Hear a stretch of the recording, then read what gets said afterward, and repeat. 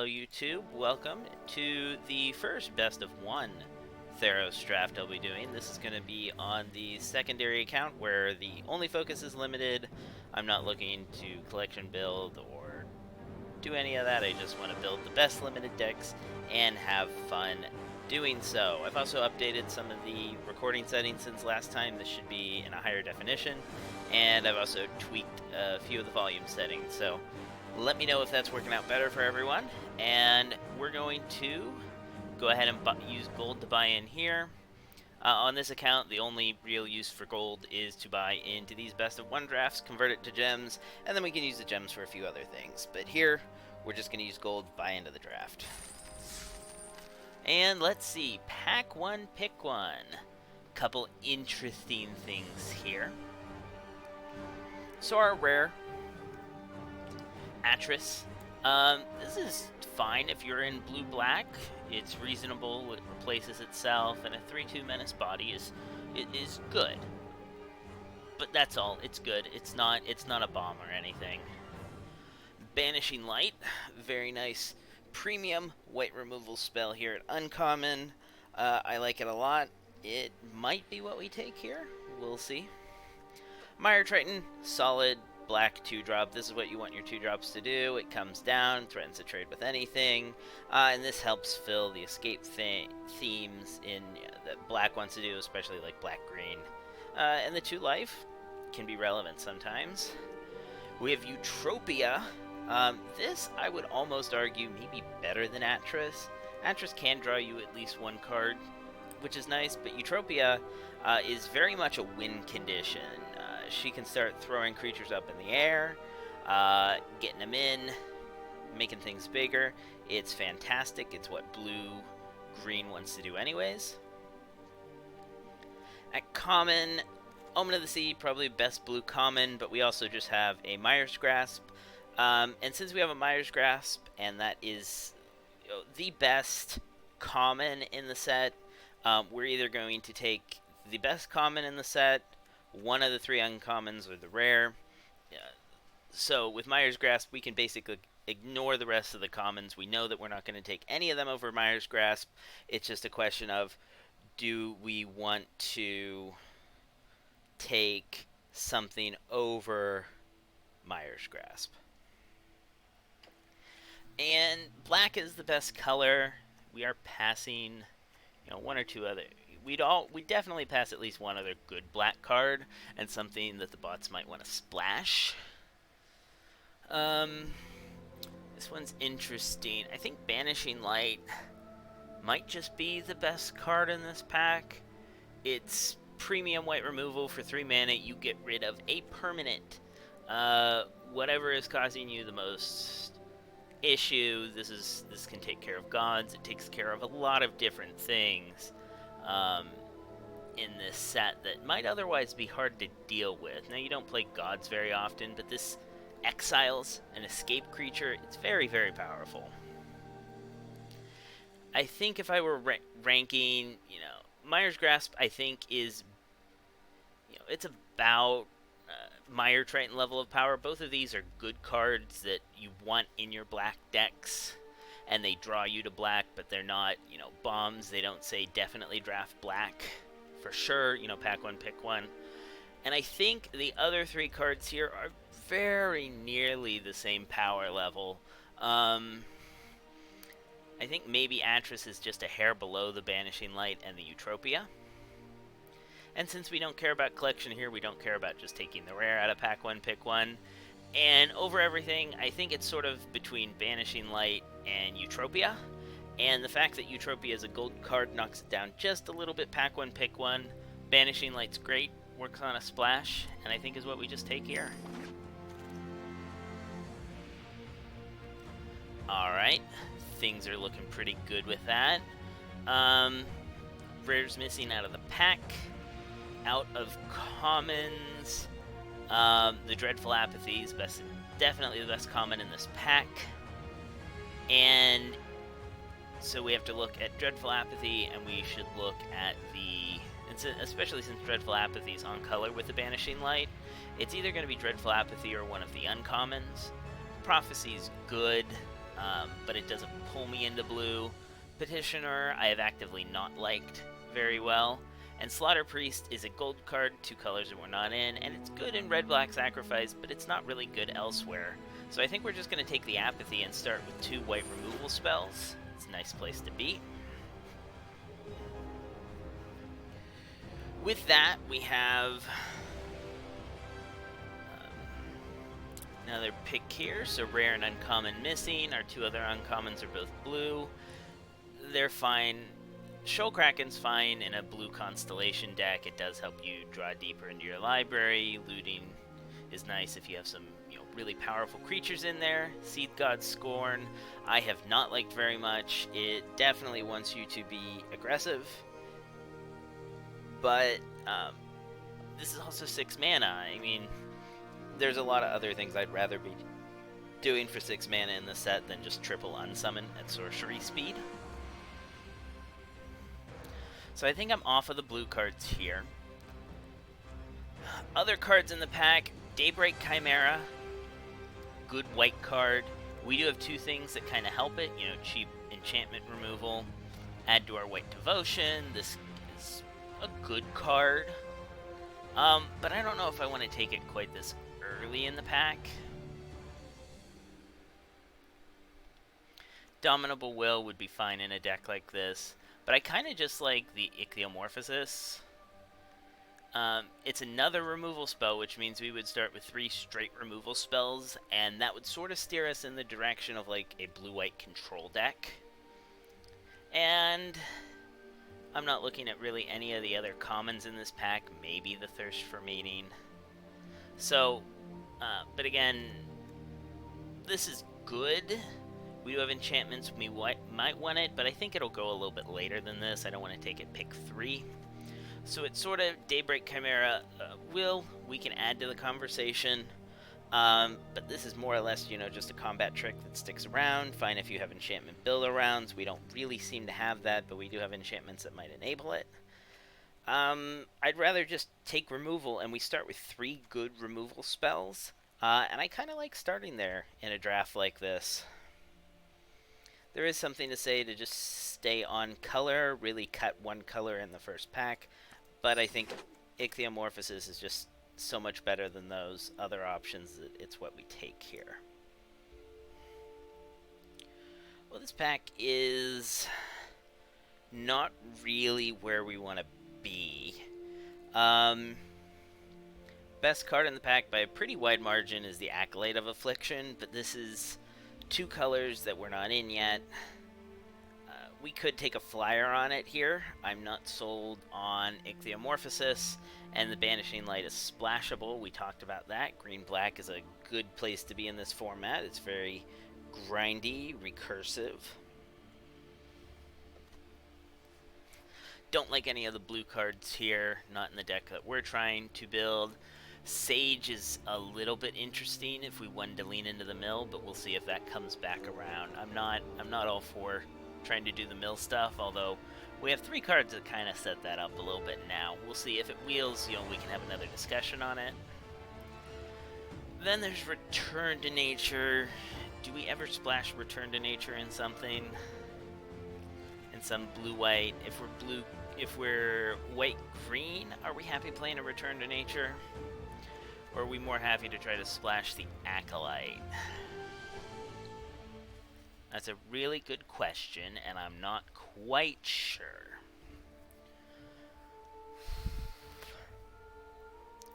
If the Sage comes around, we'll have a conversation on doing the mill thing. I'm not on it right now.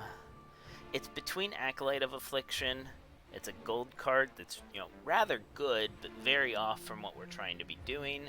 And Return to Nature, which is conditional removal, but in this set, it's probably this kills enchantment creatures, so it's like 2 mana, kill a good chunk of the creatures in the format, so I like it there.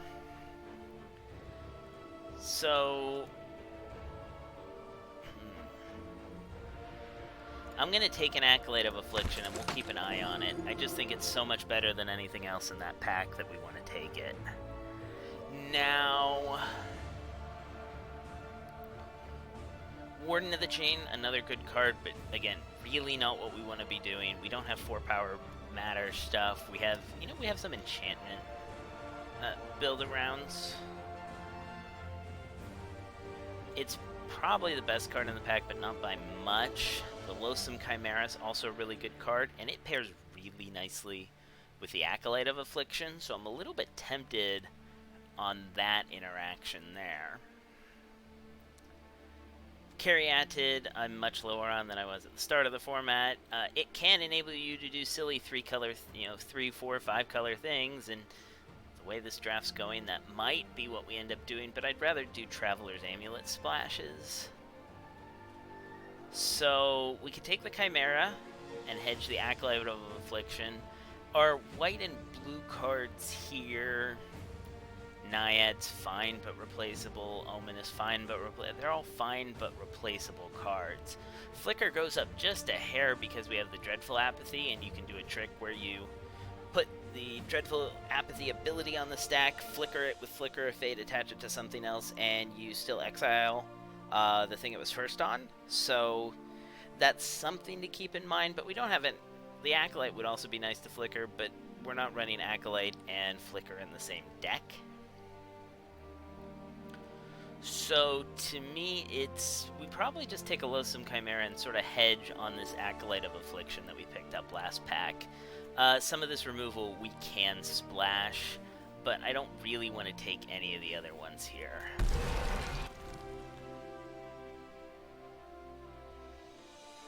Alright.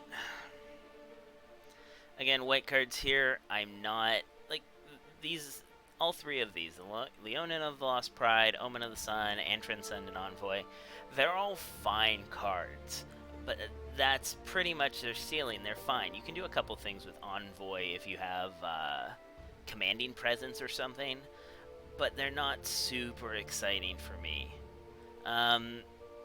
Sweet Oblivion, something to keep in mind if you're heavy blue. Sometimes things come down to decking. But here, we have a Loathsome Chimera, we have a Relentless Pursuit, and we have a Grove Dancer. Those are 3 good green cards that I actively want to take out of this pack. And honestly, I think I'd rather just go with the creature. The Relentless Pursuit is nice if we had some more graveyardy stuff to do, and we're getting there. I'd rather just pick up a Chimera here, up our creature count some.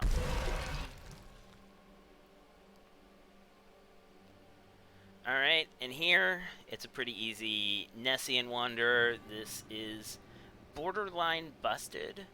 It draws you through all of your lands, and there are certainly games where you have a Nessian Wanderer on turn 2, the opponent just doesn't do anything to kill it, and by the middle of the game or so, turn 10, 11, 12, you've played enough enchantments where you have cycled through your deck, ripped out a good chunk of the lands that were there, and you're just drawing a lot more gas than your opponent in the late game. So the card advantage this offers is insane. We're likely to splash at least one, if not maybe multiple removal spells. So let's go ahead and take the Nessian Wanderer here.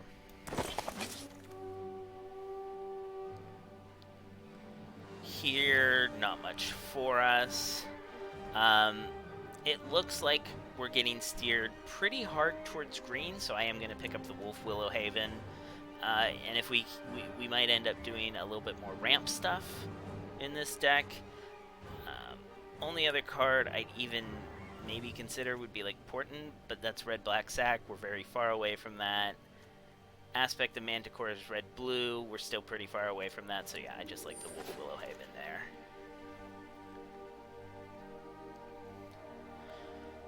And we started the draft Banishing Light, Dreadful Apathy, Ichthyomorphosis, so we have a couple of things that we can splash as removal. I like that. I like where we're at so far. Here, nothing fantastic. I want basically one copy of Wings of Hubris for this deck. In green-black, especially, a mirror, the board ends up getting really clogged. You end up not being able to do too much. So having the wings send one of your big beaters up, even, you know, just a Loathsome Chimera and start hitting in the air for 4 is a really big swing. So it's in consideration. The other thing here, Moss Viper, this is really bad against Mogi's favor, so I like it a lot less than I would in other formats where a 1/1 Death Touch is perfectly alright in my book. I'm going to go with the Viper here. We'll see if we might pick up a Wings later. And it really looks like green has been pretty open this draft. The bots aren't taking the good green uncommons or even the good green commons here. So being base green, we have to think about the 4 color pairs that we could potentially be in. If we're in green-black, we want to do what Acolyte of Affliction's doing. It wants to use the graveyard and be recursive. Does anything in this pack want to be graveyard recursive? No, not really. Another color pair to consider is green-white that wants to do the enchantment fall thing. Flicker is okay there, but none of these other things. Setessan Skirmisher does it a little bit, but again, this is an X1, and against Mogi's favor, I find it to just be too big of a liability. Petitioner doesn't really work well with that either. Another color pair is green-blue, and this is where, you know, pack one, pick one. Anyone who picked Eutropia over the Banishing Light is doing a pretty good job. Green-blue wants to do the Enchantment Fall stuff. Does anything here want to do the Enchantment Fall stuff? No, not really. And then green-red wants to do 4 Power Matter stuff, and this Huntmaster wants to do 4 Power Matter stuff, so we're going to pick that up as a slight hedge towards the red-green deck. Everything else here doesn't really excite me in the respective green X decks, so we're going to take this as a slight hedge towards the red-green. Even though we're not seeing red cards, we might be able to be heavy green splashing, you know, a Warden of the Chained, or a couple other good red cards. Furious Rise, something like that. So let's take the Huntmaster.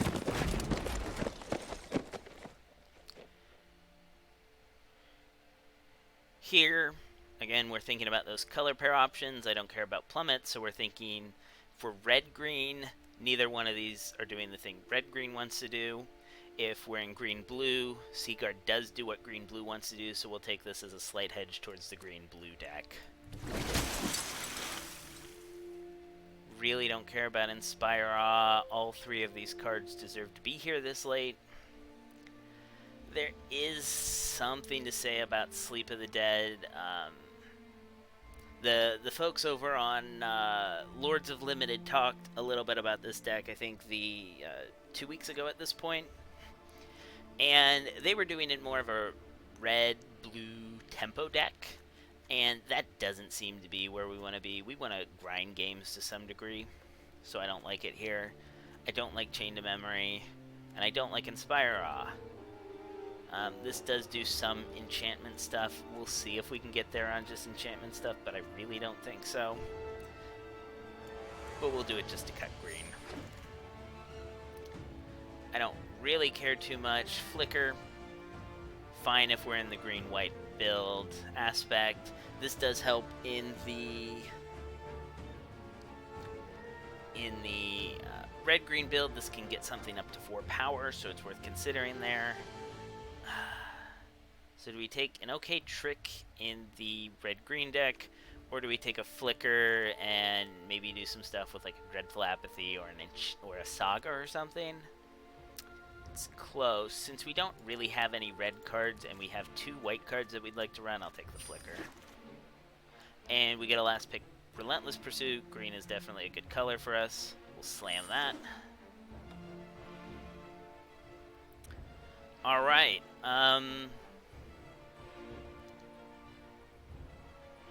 looking through this pack, out of the commons, stuff that pops out to me is the Sunmane Pegasus. Good, just a good flyer. Bright Breath Catoblepus, you know, good thing to reanimate, bring back. It's a built-in 2-for-1. Those are sort of the 2 premier commons I see. Mirror Shield, not something we really want. Okay out of the board in best of 3. Enemy of Enlightenment, I hate. but it's gotten me once or twice, so yeah, whatever. Aurios, very good blue card, and if blue is a primary color, I would say pick it up. But we also have a Gravebreaker Lamia, and this is just a really pretty good rare. I wouldn't say it's busted, but it helps us do green-black things. And with 2 Loathsome Chimeras, I like it. We'll definitely be able to put one of those in our yard. We're already milling ourselves some. It's going to make all our escape stuff cheaper. So I'm going to take Gravebreaker Lamia, and that hedges toward green-black fairly well.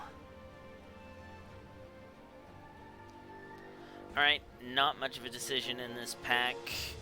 I see a Final Death. Final Death is just a great removal spell. Unconditional exile removal. Gets rid of an escape thing forever.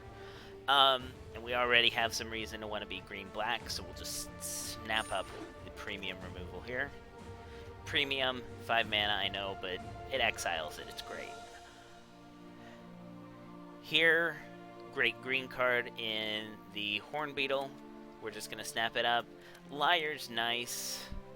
But I think I'd rather just do smashy things in this one. So we're going to take the Hornbeetle. Maybe that's wrong. I don't know. And at this point, we're definitely not running the Seaguard. We're probably not running the Flicker. I'll hold on to the Banishing Light, Dreadful Apathy, and Icky Fish. Those are things that we might be willing to splash in a green-black deck, so we'll hold on to those. That being said, we could also be green-red splash. We haven't seen a ton of red. Warden of the Chained is a little bit tempting here since we've hedged a little bit towards, 4 power things. And we have a decent number. We have a Hornbeetle that wants us to do 4 power things. This is somewhat tempting there. But let's look what else. Other color is black. Piper's fine, but replaceable. Marauder, fine, but replaceable. Omen of the Dead, I actively want one in here. We have reasons to. Hi, Mama. Welcome to the stream. We're jumping into best of 1 here, and we're trying to build a deck, and it's sort of looking like it's green-black at this point, splashing maybe a little white, maybe a little blue, maybe a little red. We'll find out. But I think we'll just pick up our 1 copy of Omen of the Dead. We have reasons to dump things to the yard here. We started on funny you should ask. We started going pack 1, pick 1, Banishing Light, pack 1, pick 2, Dreadful Apathy, pack 1, pick 3, Ichthyomorphosis, and then proceeded to pivot pretty hard into green-black after getting some really strong signals that green was open. So we hedged on this Acolyte of Affliction, I think pick 4, just because it was the best thing in the pack, and it looks like it's coming around to this green-black deck. So yeah, it was a pretty big pivot, but I think it was correct. And here we have more things that want to do Graveyard, Recursion-y thing, Hierophant. Great card for this deck. Here, I think I just want to pick up the Nexus Wardens over the Underworld Charger. At this point in the draft, it would take something pretty stark to pull us out of not picking a green or black card, so I'm really only considering the green or black cards here. Looked at the artifact, but this is, sort of sideboardish. It does nab a card out of the opponent's yard and cycles, but not super high on it when we have just a Nexus Wardens, which is, reasonably playable. You can gain quite a bit of life off of this, and that can matter some games. Plus, this blocks flyers pretty well. Overall, I like it a lot. No, we are not going to Dream Trawler this one up. Who knows? Pack 3, pick 1 is still around the corner. And we have enough other escape. I don't really want to take a Charger. This says I want to be aggressive and use up your graveyard for being aggressive. It's sort of a red-black card. So we'll take the next ones. Okay, actually an interesting pick here. So we're pick 7 of pack 2, and we still have interesting decisions to make. So a lot of stuff on color. Fruit and Grim are not what you want to be doing in green-black, so we can ignore them. Scout, it's an okay 3-drop, not exciting. This is the Nyxborn Colossus, it's fine if you need a top end. If you want to ramp to it, it's okay there.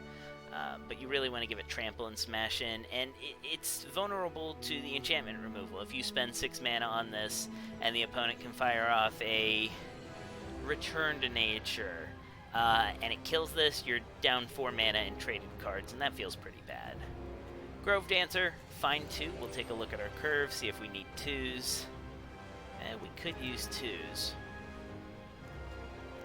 But the other thing we have here is the Furious Rise. Now, we only have 3 things with 4 power. I thought we had more. So here, we're just going to take our Grove Dancer, fill out our 2s. I thought it was going to be considering the Furious Rise, but we only have the 2 Loathsome Chimeras, the 1 Nylea's Huntmaster, and a Gravebreaker Lamia for the 4 power matter stuff. So I'd rather just pick up a good 2-drop. Oh, yes! Yes, yes, yes. So, Lampad's good, but I see a Typhon. Pick 8. We picked up on those green signals early, and it is paying off dividends right now. So we're going to snap up this Typhon. Loving that. Alright. Love Typhon. Loathsome Chimera and Typhon are kind of close, but, you know, late game I'd rather have a Typhon. Earlier I might rather have a Loathsome Chimera. So they're both good, and for our escape stuff, that's looking pretty great. You know, we can go get the either one when we drop the Lamia, depending on how things are looking. So this is great so far. We have a good enough end game with recursion and stuff. I don't want the Enemy of Enlightenment. Mirror Shield, again, this is best of 1. Not loving it here. If we were bogling something up and just building up a battle cruiser, I would like it, but I don't think we have any friendly auras besides the Wolf Willow Haven, and that's not even going to get a creature, so this green card I'm pretty over. So here I will take our 1 copy of Wings of Hubris, and we'll consider running it.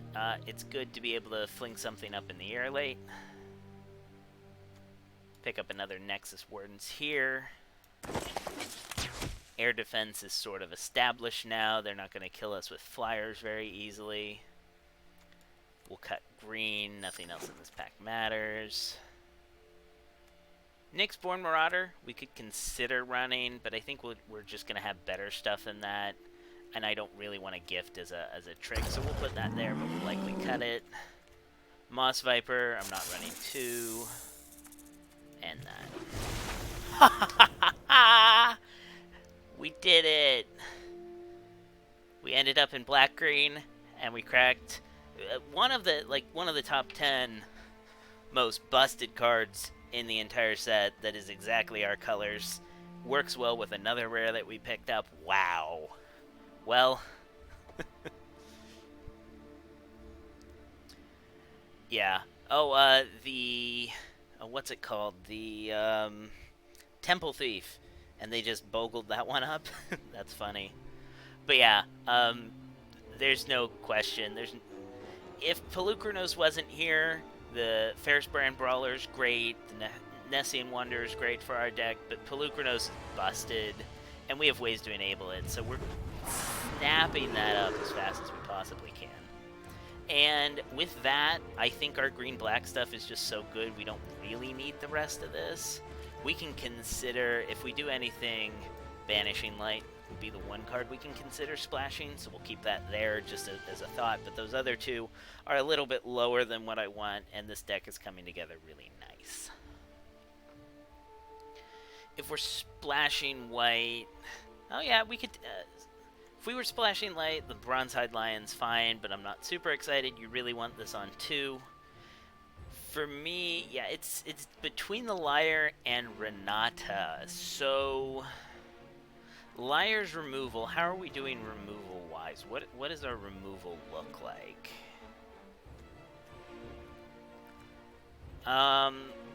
It looks pretty bad. Other than Pelucranos, we have a Final Death. So, I think Liar might be what we end up wanting here. And who knows, with the way this draft is going, we have wheeled really good green cards late. This might be a hot take, but I think, based on how the rest of this draft has gone, that we will wheel Renata in pick 10. I'm calling it now. We'll take the liar because of that.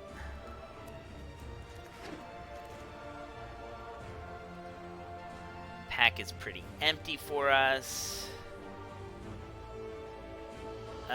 We could just pick up a Traveler's Amulet. It enables this Banishing Light Splash and might let us just run.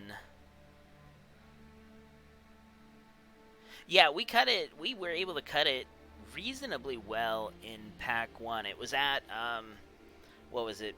We ended up picking our first green-black card in pick 4, but I think the bots were just off of green. We saw good green cards, you know, pick 5, 6, and 7 or so of pack 1, and we read those signals and got into green, so we'll see. Here, I will take the Traveler's Amulet. That should let us run 16 lands, and it gives us the ability to splash this Banishing Light. That'll help our removal more than just picking up, say, another Nexus Wardens. I'm good with 2 Nexus Wardens. I don't know if I want 3. So we'll pick up the Traveler's Amulet if we want that splash. Ooh. How greedy are we? We could pick up Eutropia. Maybe that's worth splashing more than the Banishing Light. Let's see. What's our enchantment count at? So we have 1, 2, 3. Well, that we wouldn't run that. 4 that we're not really running. 5. Yeah, we're not taking Eutropia. We want more enchantments than that. And we're doing escape things. We're green-black. I think I just want a second Relentless Pursuit.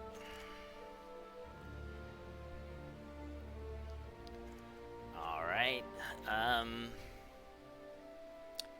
Hierophant's fine, but we're already milling ourselves pretty well with 2 Relentless Pursuits, the Venomous Hierophant.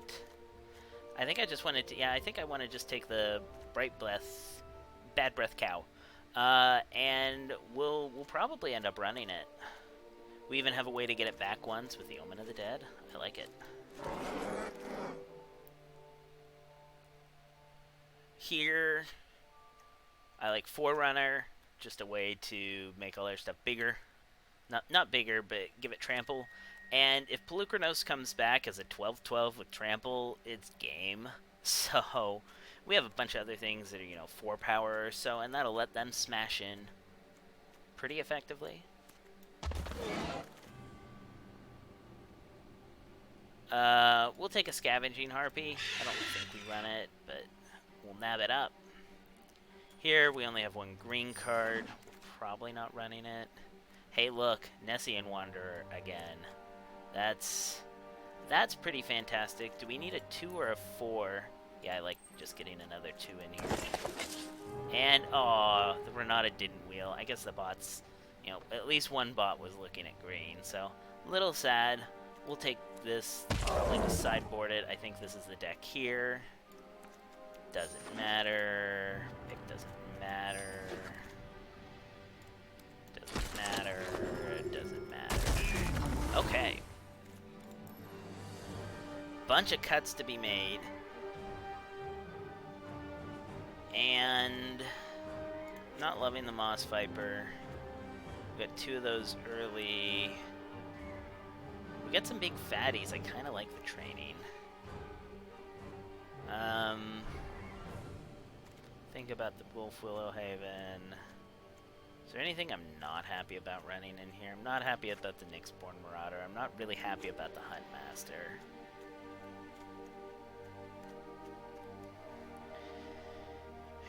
And that brings us down to 43.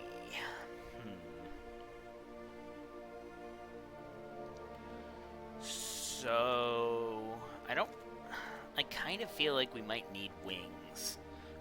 Just being able to throw one of these things up in the air could get us there, especially, you know, Pelucranos, a 12/12 flyer would be nuts. I don't love the Scavenging Harpy. We have other ways to deal with the air. This is some incidental graveyard hate, but I think we have better 3s. I like 2 Relentless Pursuits in this deck.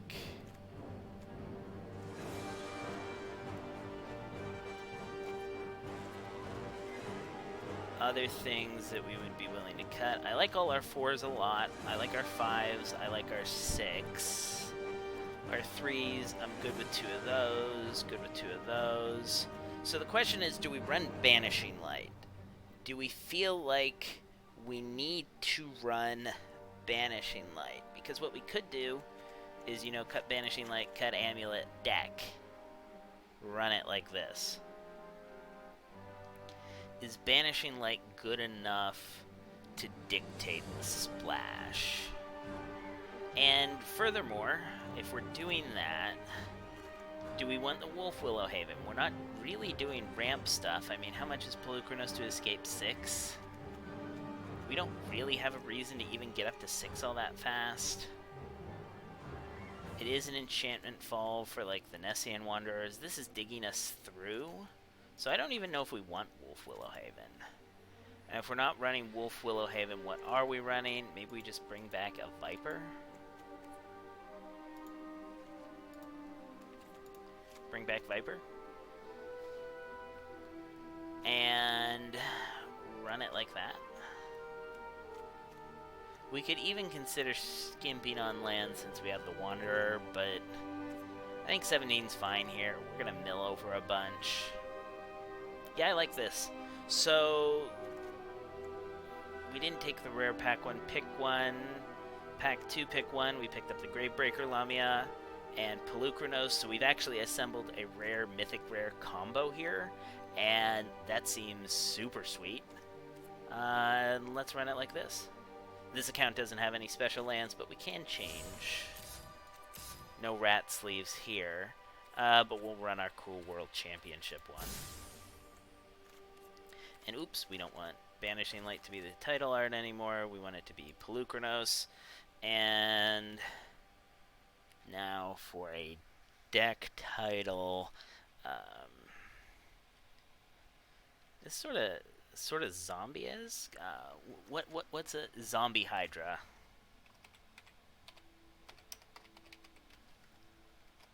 Zombie Hydra, yeah. And we'll make sure to add that to our decks. And let's go ahead and run it.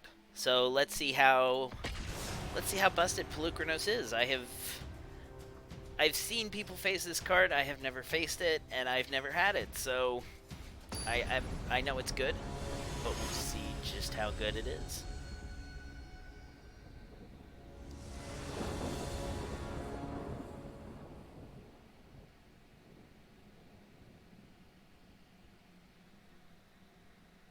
That was in your first draft?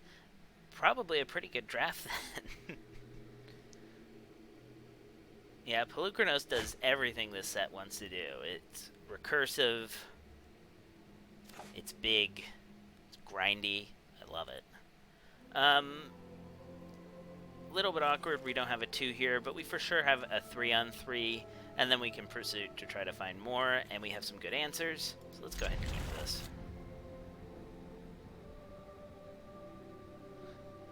Oh yeah, and I think, let me see if I have it up here.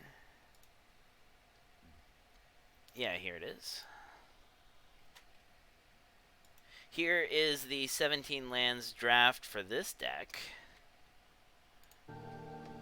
Hey, and we even drew a 2. Oh, we're gonna get to live the dream. We're gonna get to go turn 2, turn 3. They have a spear, but let's just see if we can go bigger than their spear allows. Oh, they're red-white. Oof, that's a little harsh. Holding up 2 mana. Well, yeah, we have a Pelucranos. Who cares? I'm banking that this is probably Omen of the Forge, but we're gonna run out our 2-on-2 and let it die.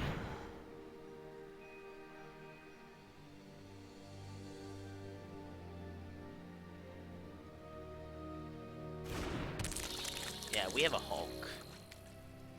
Nothing else matters. Let's just get it down there and let it smash.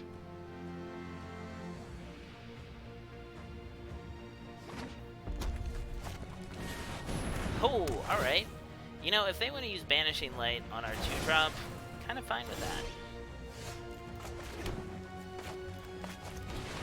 we're gonna jam the Chimera. So they look like they're maybe, you know, red-white more controlling. That's weird. All right. We can attack in with the Chimera, see if they want to do the trade, and then drop a Typhon. We could also throw the wings on, but then they get to start getting lifelink. I don't love that. So let's just smash them with the Chimera, see if they want to trade. If so, we're fine with that. They're down to 2 cards. If not, we drop the Typhon. Make them be a little sad they didn't trade.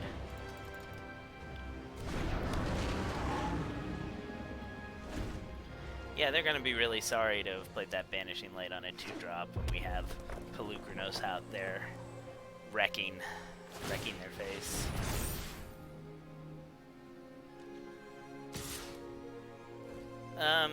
Are we willing to trade Typhon for a trick here? They have a trick. Are we willing to trade our Typhon for their trick? They're gonna gain a bunch of life.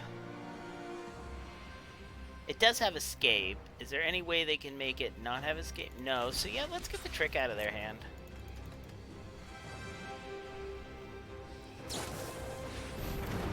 Okay, it's Will. That sticks around, but we'll have a final death for who cares? Let's make them sorry. Yeah, we're just gonna jam Pelucranos. Do they scoop? Do they scoop? And, I mean, might as well jam the Chimera in there.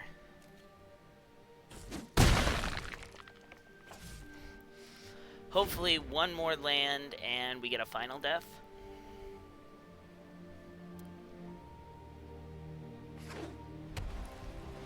Let's see. Do they have a big answer? Whoa! Attacking into Pelucranos? I don't want to do this while we don't have mana up. I want to be able to fight their thing. So, yeah, it would have taken a bunch of counters off Pelucranos. They bogled it up. So, what is our plan here? We're not fighting with Pelucranos. I think we're just jamming a second Loathsome Chimera and threatening a double block. And so we might as well jam Pelucranos in their face. I would have loved to have gotten a land there so that we could final death. But yeah, we'll offer a double block on this if they attack, and they don't. So now we drop that, we final death their one and only creature, and hit their face for 14.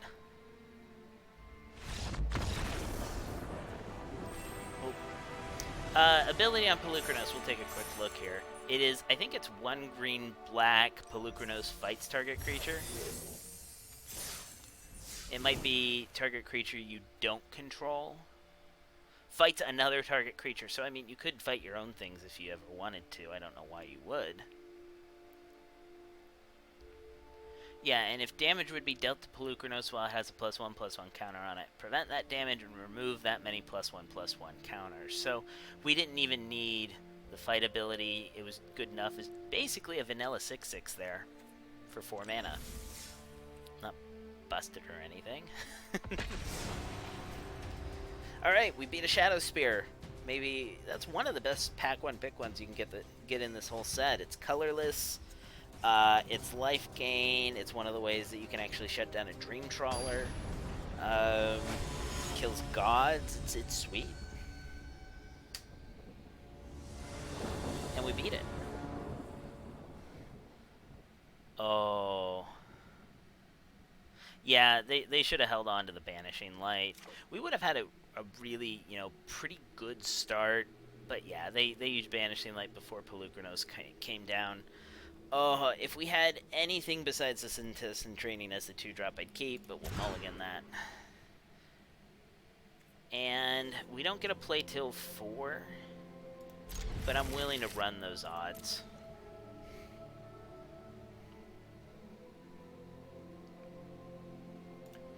pitch the swamp to the bottom since we definitely went double green for the Typhon. And look, we draw a 3-drop. Alright. Not great. They could punish us some here for a slower start, but we'll make them have it.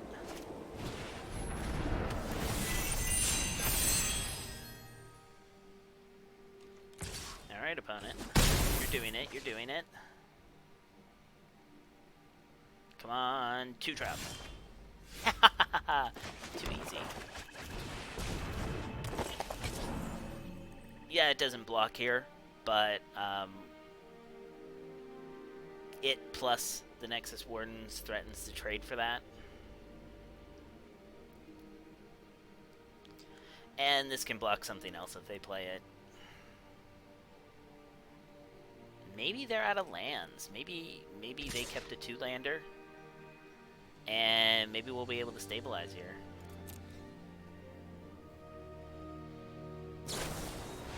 Whoa, that's an aggressive use of that card, opponent.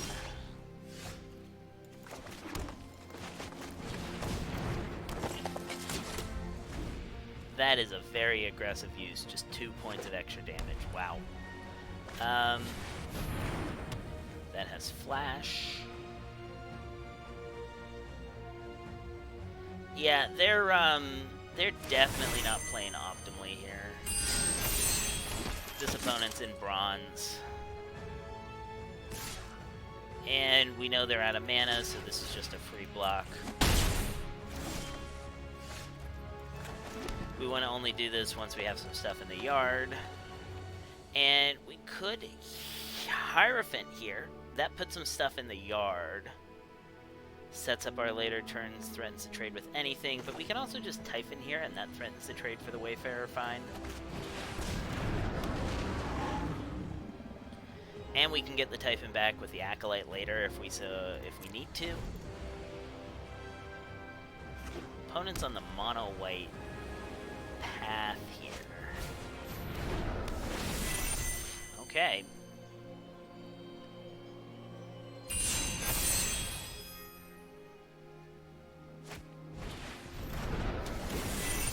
Okay, 1 copy of Sentinel's Eyes is good. 3 copies of Sentinel's Eyes. Not loving it. Not loving it. Okay. Do we triple block this and threaten to kill it? How do they blow us out there? They get 2 of our things for it. But we did say we sort of wanted the Typhon in the yard for this Acolyte anyways. So I'm going to say have something good here, opponent. I guess Indomitable Will blows us out a little bit, but taking 6 just doesn't feel like... And we get, you know, borderline a 4 for 2, so I like that trade. Indomitable Will would have been the one thing, you know, basically the only thing I think they could have had that was that bad for us.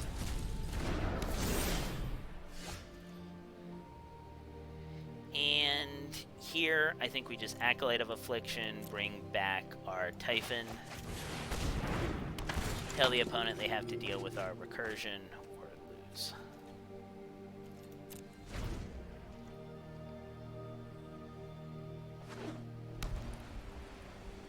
We have great blocks on these.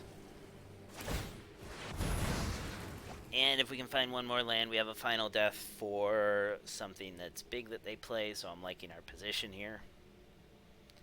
They're mono white, they had to be aggro, they had to get there, you know, by about turn 5 or 6. This looks like it's either turn 6 or turn 7, so they've missed their window. And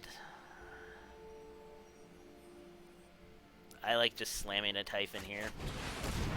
It's big, the opponent has to deal with these things eventually. And so far they've shown no good answers. Alright.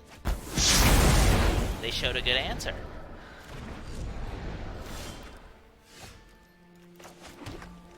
Fine by me, opponent. We'll be able to escape this, though. That's the power of our deck. We have managed to fill our yard to the point that we will be able to escape that Typhon once we find 2 more mana. Here, I like just maxing our mana. Let's play a Forerunner. Something to say for maybe doing Nessian Wonder, Loathsome Chimera, save this for the next turn, but I'd rather have a bigger thing. Slightly less so now.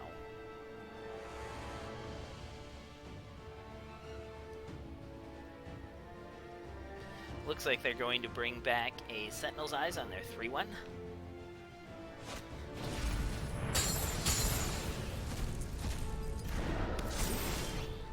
And that's sort of threatening this Chimera plan. So, the Typhon plan, but we have other good escape. You know, read Pelucranos. So I think here we Chimera and Nexus Wardens. We can attack with this and just offer to trade the Chimera. Yeah, their yard has the 2 Sentinel's Eyes in it still. But other than that, it's empty. So they can get back 1 more Eyes. And yeah, they'll snipe our Typhon if we trade, but I don't know if I necessarily mind that too much. We offer a good trade on them here. And if they want to take this trade and we trample over for 3, please.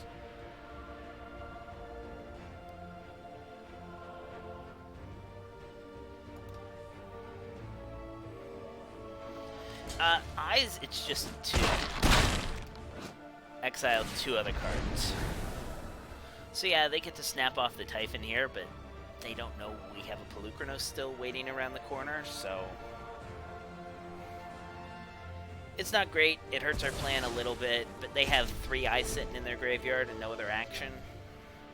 And we can just start beating down with a 4-1.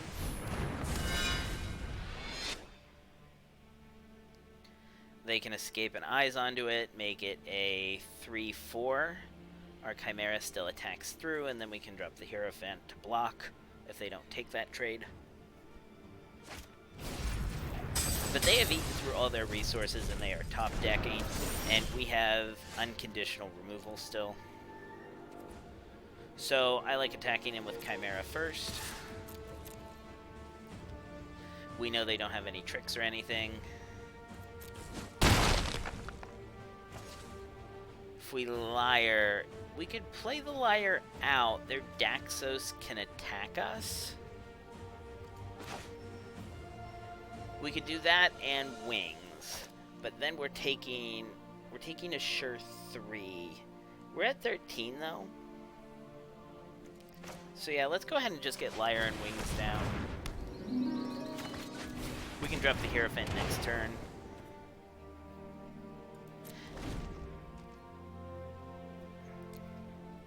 And we also just threaten to lock down this Daxos. And they top deck a land. Fantastic. Thanks for showing that before combat, opponent.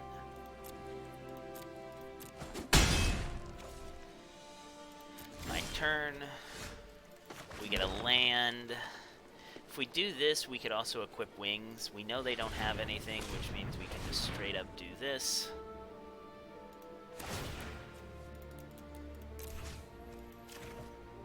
It is power, correct? Yes, power. So we'll just lock that down. We'll equip our Wings to our Loathsome Chimera. They can't have anything too busted with haste and white.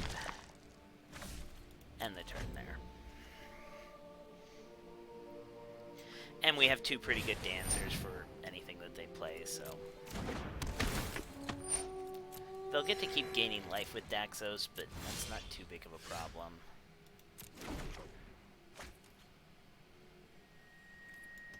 Here we'll Hierophant.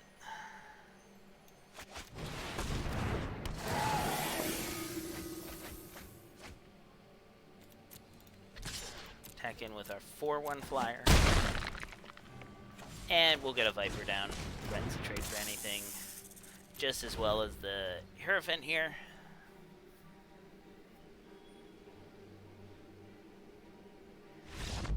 And they they scoop it up.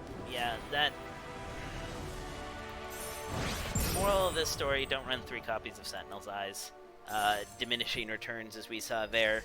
You know, the first one, they were able to keep recurring 1, and that was nice for them, you know, being able to pump up the things that they top deck there. The other 2 copies sat dead in the graveyard. It was +1/+1 and Vigilant. They already had Vigilant, so it was literally +1/+1 aura for 1. And that's not a card you want to run. So doing well. 2-0 with the Zombie Hydra. Let's jump back in. Best of 1 games are a little bit nice. I like having that as an option here because best of 3 games could go really, really long.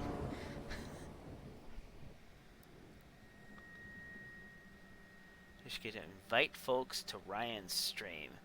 Yeah, if you want to, you're welcome to put a link to theirs. Ryan is Ryan Spain. He is another Twitch streamer here. Watched him during the afternoons. 9 Pacific time, which is noon Eastern. And if anyone here is watching, he is great. He does stuff different time of the day than I do.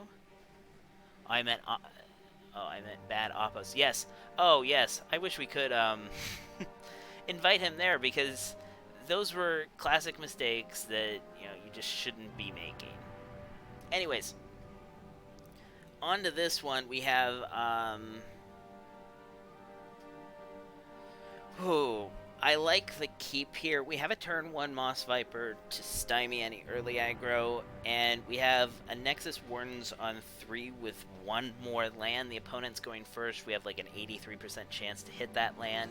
And then we have a pretty good bomb here. This can go tutor up Polukranos for us. We have an Acolyte to bring the Polukranos back. Yeah, we're not sure to have the Swamp, but with even 1 more land, we for sure have Moss Viper on 1 and Nexus Wardens after that, so I'm going to keep. A little bit risque, but we'll give it a shot.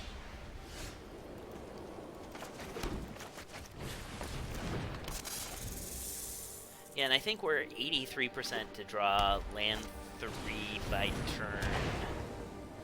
turn 3. So when we're on the draw. This has the activated ability for no mana, so that's why they were able to have priority there, even though they have everything tapped. And look at that, we got our 2/2. It's coming together.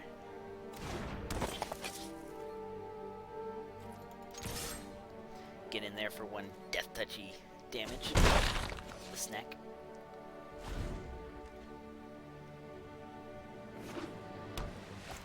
Another mono white opponent. Interesting. And that can be a little bit scary, giving that... Oh, no. First strike also kills the Viper. Well, we knew the risk, but we were pretty good to draw that land, so I'm a little bit sad about this.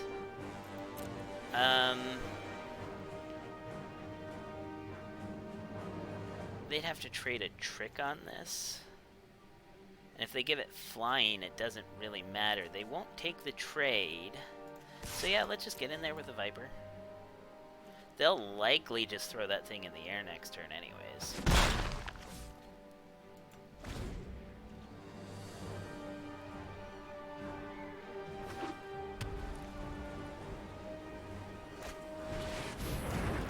Pilgrim, we get to go see what they tutor up here.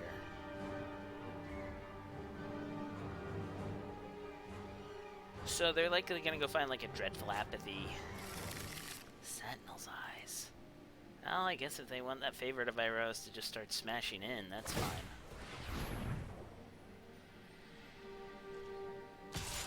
So now we really want an answer for that favored. Nexus Wardens at least threatens to... Oh, deck. We had a really good shot of drawing our 3rd land, and it just hasn't happened. So, a bit sad about this, but... nothing to do but pass here. Woof. We needed just a land, and we would have been fine. A swamp would have been ideal. But we just didn't find it. On 3 or 4.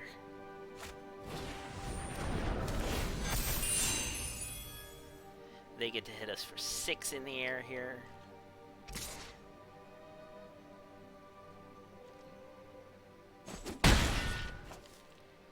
Because Double Strike... Flying Vigilant Double Strike 3/3. They have made a, they have made their own, better than Sarah Angel here. There's they find a Dreadful Apathy to lock down, our one blocker. So we sort of have... Do we have options here? What are our outs? We could Pursuit, try to find another land, likely a swamp. Nexus Wardens at least threatens to block this, which could draw out the Apathy. Because I think the only way we win is resolve Polukranos and fight with Polukranos. So, or, get 2 lands and a Final Death. Both of those are pretty tall orders. Relentless Pursuit can't find Final Death anyways.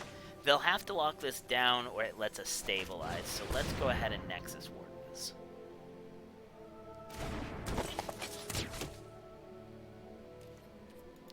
Pass the turn, we have some blockers. They're not great, but they're what we got.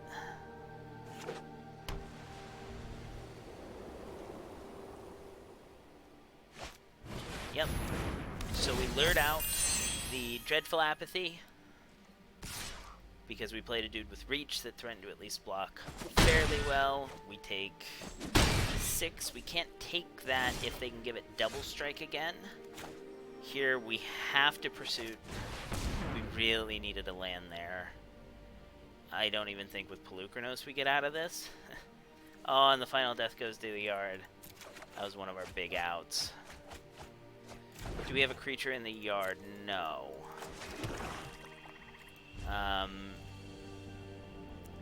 If we drop the Omen, we get 1 more land. Does that help us in any way? We'd have 5 lands, and with 5 lands, do we have a...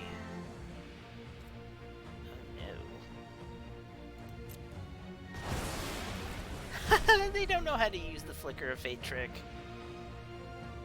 Oh, that's great. Oh, no, wait.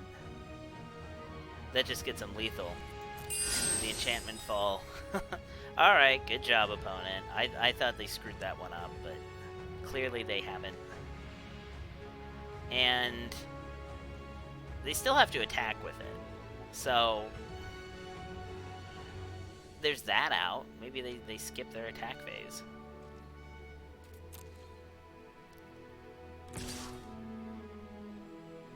Alright, you got it, opponent. Let's just see what was coming.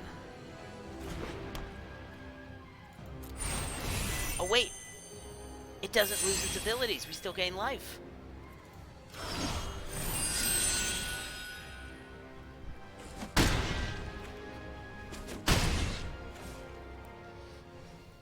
Okay. We're not dead yet. So, what are the outs?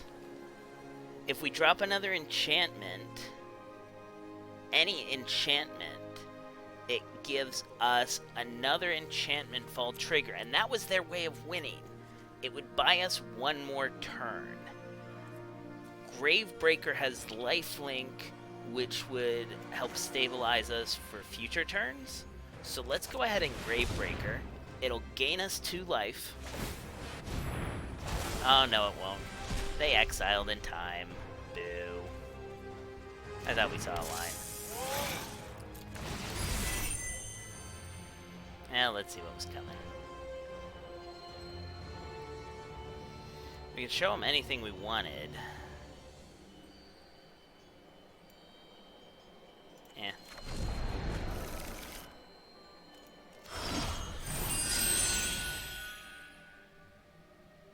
And that was our turn. They smash us 3 in the air. Nothing we can do.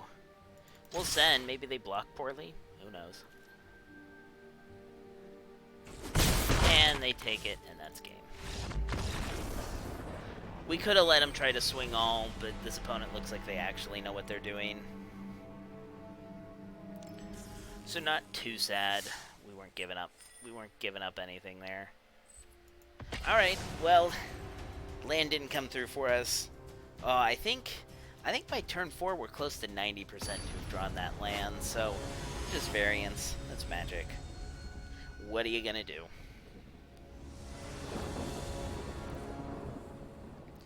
Oh, deck.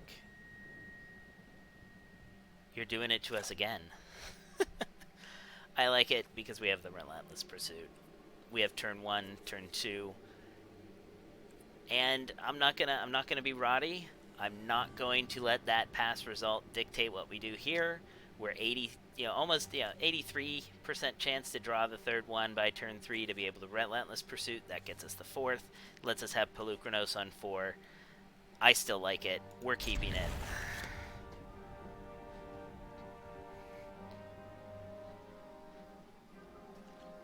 I know. It's just a good conversation to be able to have, saying, I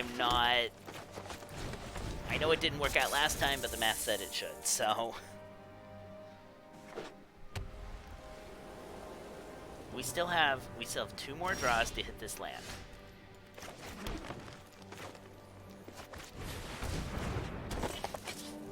Might as well get in there. I guess we could have kept it back on D. They get to smash in, get the life back. Eh. Okay, deck. Please, please, please, please, please. Haha, there it is!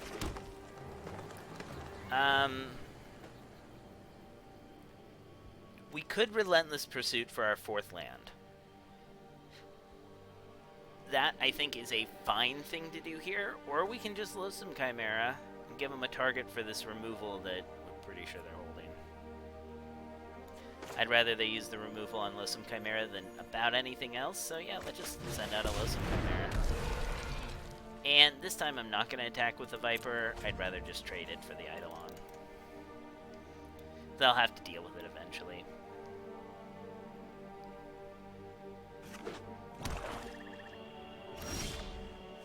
Yep. Oh.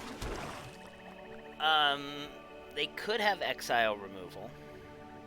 They likely just have Kill removal. And I'm in favor of, let's attack with a Chimera. Give them the option to trade. And if they're trading that,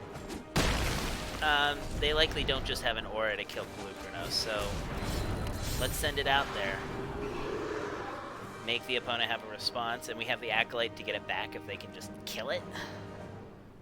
Of course, what just kills Polukranos here? I'm not sure.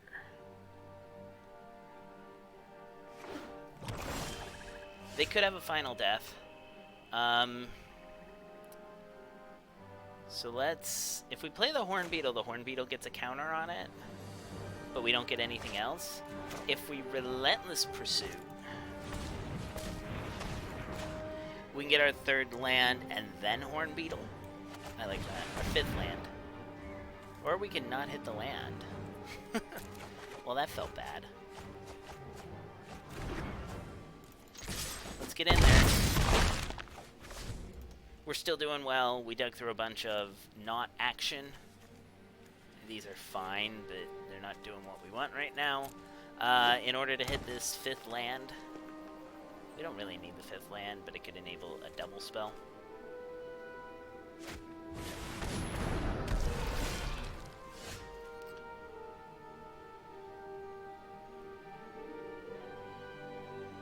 And once again, we're sort of in the same conflict, so I like just dropping a 4. They can't trade with Polukranos. We could also just have Polukranos fight. I don't think that's right, though. I think we just want to get in there. And we'll be able to escape Poly here at some point anyways. And if they want to trade the Wardens, fine with that right now. Alright, and we have it this next turn. If all they have is 1 creature, we can Polukranos fight, still smash in for 5.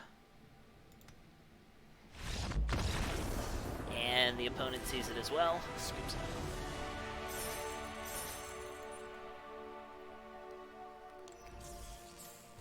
Yeah, Pelucranos just a 6/6 for 4 is, you know, good enough. It didn't need anything else that game to be a win condition. So happy with that. 3-1 right now. And let's move into another game here.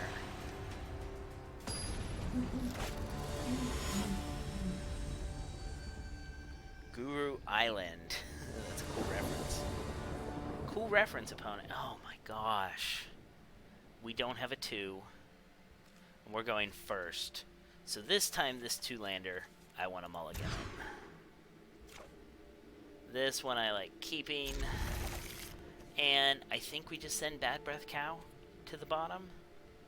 I want to be able to go 2, 3, and find action.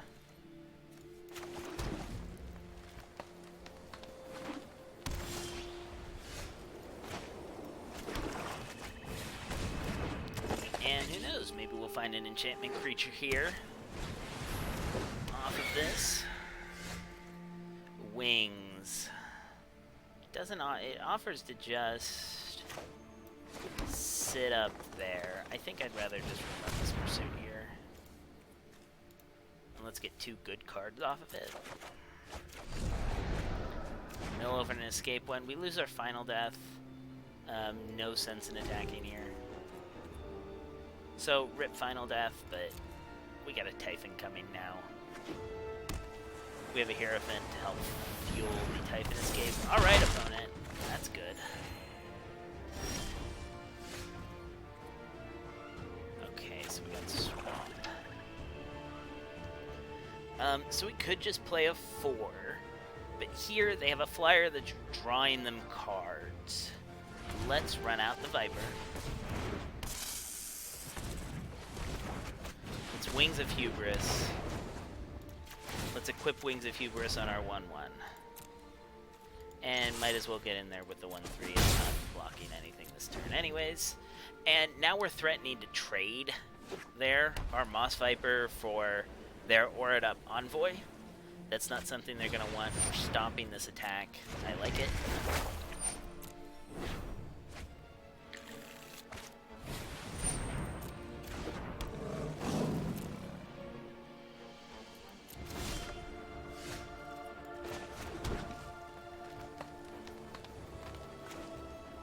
Alright, we could Hierophant to get more cards in the yard. And that might be right, because we could get Pelucranos out. That means we would take a 3 from this if it decided to attack. But it could get Pelucranos going, so let's Hierophant, see if we can find Pelucranos. We don't, we just find 2 lands. No attacks.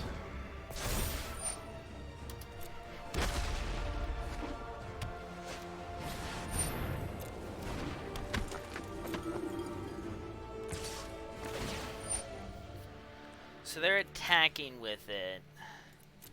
We don't have great blocks. Once we have the Typhon out, we have, you know, reasonable blocks against that.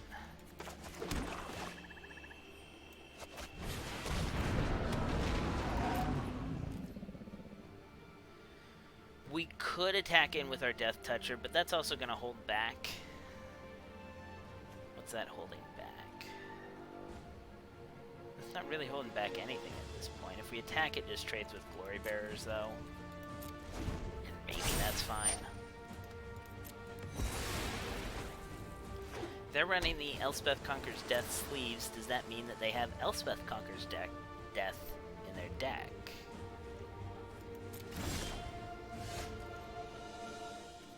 So we could chew up our graveyard. I don't really like to do that for this Chimera right now. We have a much better thing we'd rather escape. So let's drop the Swamp. Let's get in there with our Typhon. They could block in such a way, but we don't have to kill the Leonin. We could just kill Glory Bearers. This is attacks only. They block with these 2. We still like that trade. So yeah, let's get in there with Typhon.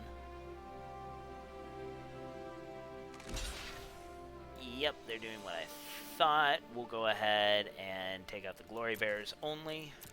They don't need to exile the Typhon. And now we have a better play of just bring back Typhon. Get rid of land, Hierophant, beetle.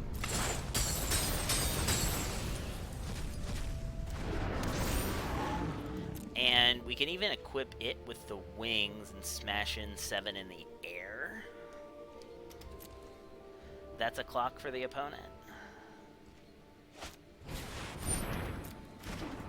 So they can get back the Glory Bearers with Birth. I don't think we cared too much about either one of those. They get to gain some life, and that... Oh, they choose not to, alright.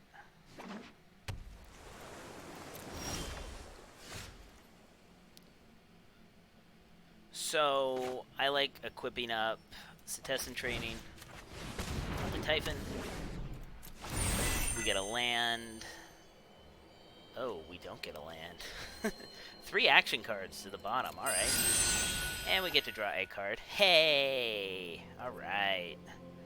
So if we drop the Lamia, this can attack. Do they have good block? Do they have a good block? We have 8. They'd have to trade their whole board for this. So let's see what they do when we just attack in with the Typhon. They don't even have great chumps now that it has trample. And yeah, I trade their whole board for it. I'm also fine with this. So they still have this Leonin that could potentially pick something out of our yard. But I think just finding Pelucranos and resolving it sounds like a good win con to me.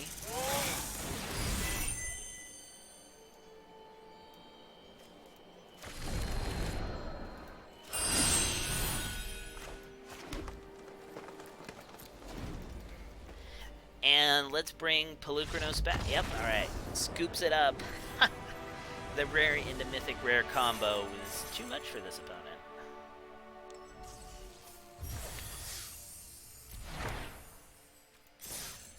I'm not, you know, a big proponent of scooping early in a game when you still have some EV in it, but that combo feels great.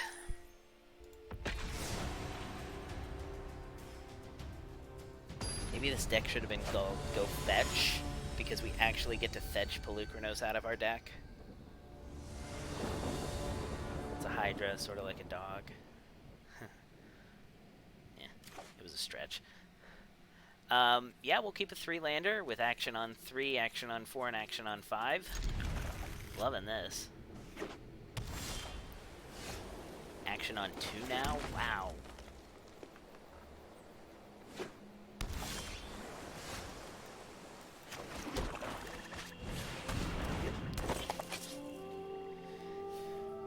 Okay, Omen of the Sea, opponent? Omen of the Sea? No Omen of the Sea. So they could have the tap, or they give -4, -0 or something. Looks like they're a little flashy. Let's go ahead and... I don't think we can get punished for an attack here. It's a 1/3. And here, I think we wanna go on the beatdown plan. Or they could counter... Oh no, it's a goal. Okay. Let's just have the beatdown. Beatdown in place. Pilgrim. Let's see what aura they go find. Staggering Insight.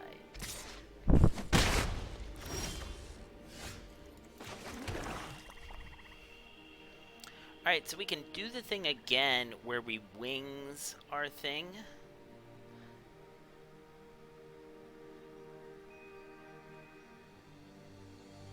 Well, thanks for hanging out, Mama. Yeah, I'll keep talking through the rest of the games. We'll see if we can get there. Enjoy playing Fortnite. Sounds like fun. Here, I think we want to wings, because what they're going to do is they're going to staggering inside this gull. We could Nexus Wardens. That gives us a block. Maybe that's just right. Gives us reach, develops our board better. And I don't want to trade Chimera for a Heliod's Pilgrim, so we'll no attack.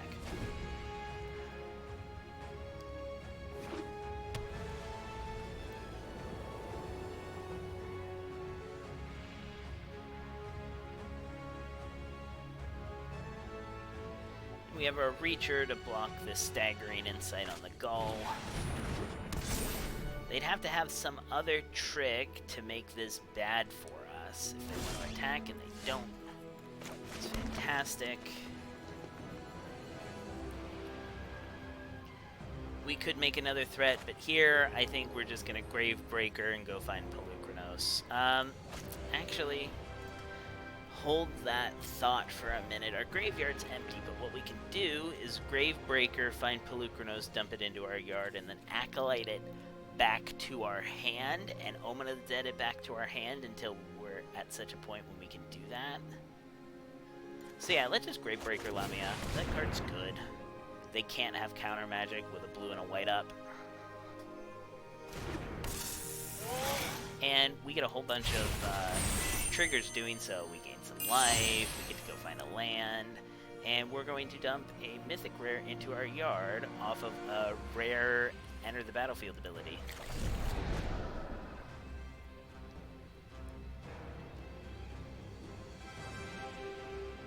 Opponent sitting there saying, "What the heck, opponent?" Oh, and we ended up ditching a Nessian Wonder, Nexus Warden, and Hornbeetle at the bottom. Did not find that 6th land. Oh well. If we attack now, they know we're trying to fuel escape. I still don't think we have good attacks. There's their open to see. Scry 2, draw a card. We'll see what they find.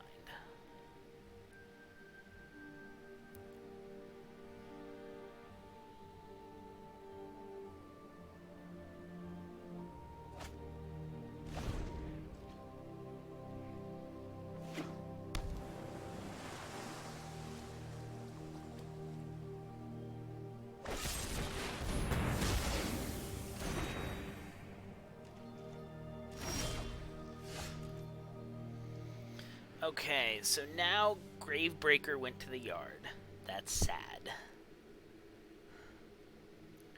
We have a Liar, but it can't actually tap down this Gull right now. We do have Acolyte of Affliction to go bring back Pelucranos, or the Lamia. I kind of like just going to grab Pelucranos here.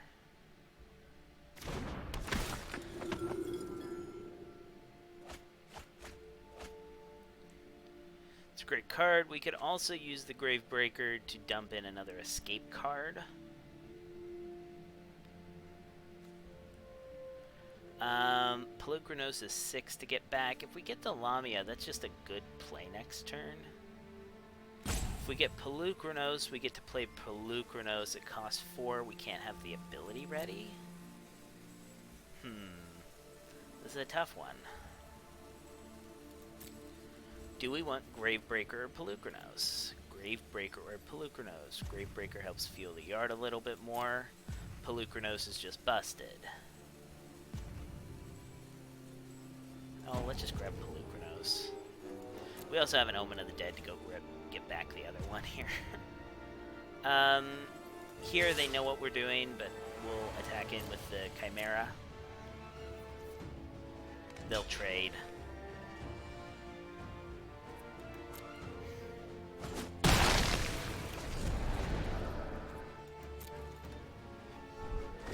And Omen will also trigger all our enchantment stuff. Dream Trawler, alright. Kind of figured we'd see one of those. Let's bring back the Gravebreaker. Get a land. And let's pit some rares against each other a moment.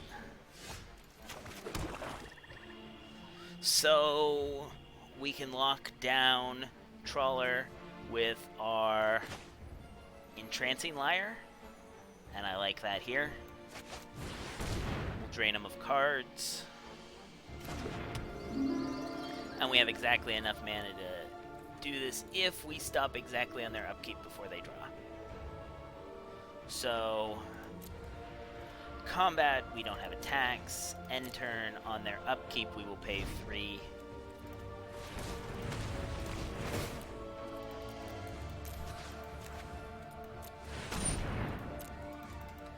They'd have to have instant speed draw here.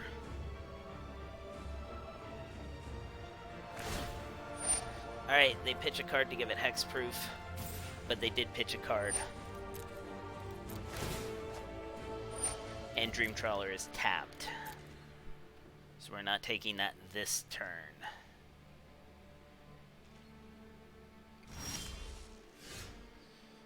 We want to take the action. And we will once again, on their upkeep, do the same thing. So we have 3 mana to play with. We can either Omen of the Dead to try to find stuff, or we can get this Wings of Hubris out there for when the Liar's no longer enough.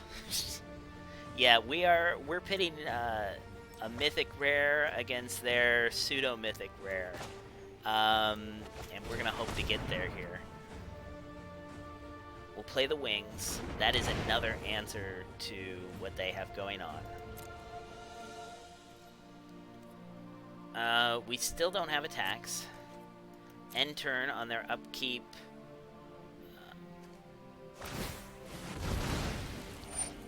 We may as well overpay.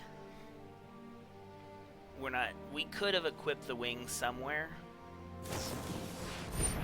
Oh, opponent. Well, they screwed up here. That Thirst for Meaning could have pumped the Dream Trawler out of range of the Liar. And the fact that they didn't do it is great for us. So they didn't realize that interaction. Before they go to draw, we're going to tap. We might as well overpay here. We're not doing anything else with 1 mana.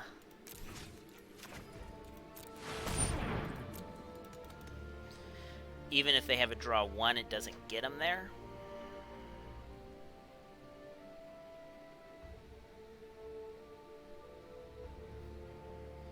So what they could have done is, in response to... okay, so they pumped their thing. They pumped their thing.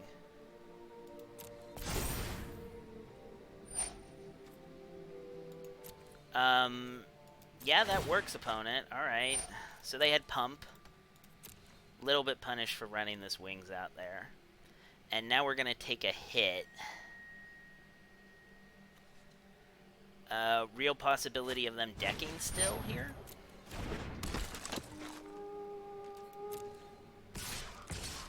And we're going to block Nexus Wardens on the Gull.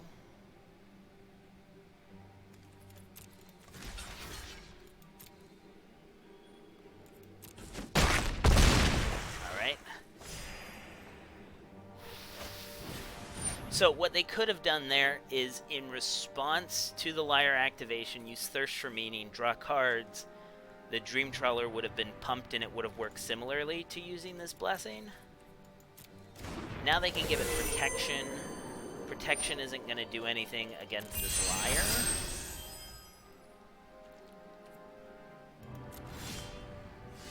We want to take the action here. We have more mana to play with now. So if we want to play around it, how much are we willing to play around is the question. We could drop a Typhon and still have 3. We could drop Pelucranos and still have 3 to use the Liar. And I kind of like that here. Let's just drop Pelucranos and have enough to use the Liar, but they have 3 blue. They could have Exile it. So if they have Exile it, I don't want to do that. I'll just Typhon here. Wait for the pause, make sure we're stopped on their upkeep. It's likely that they have an answer.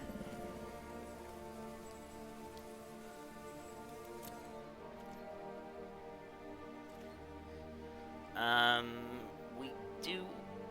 we still don't really have great attacks. End turn on their upkeep. We're going to pay 3 and try to tap down this Trawler. They could have ways of getting around this, but again, if this lands once, their Trawler's tapped down forever. And if they're spending cards to tap it, they're not drawing extra. and they'll run out of cards, or we'll just do this dance the entire match until they mill themselves. Okay, that's fine. Oh, they are gonna get a draw out of this. This is a heck of a game.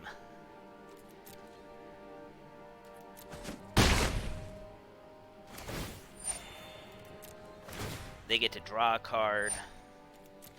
They're down to 17 in library, we're at 20. We're a little low on life. We do want to take the action to untap the liar.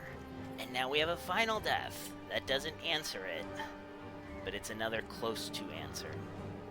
So here, we're going to equip up the wings. Have a 4/4 flyer.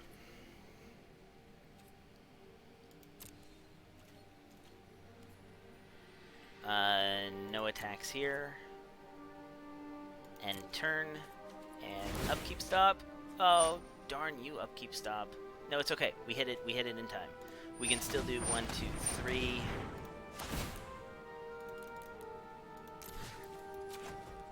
And tap it down. Of course, what were we doing with the extra mana there? Nothing.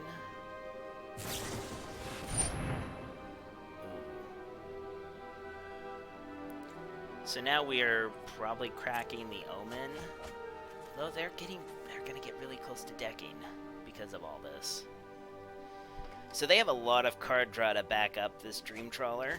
If we had tapped all 6, we would have, for sure tapped this Dream Trawler this turn.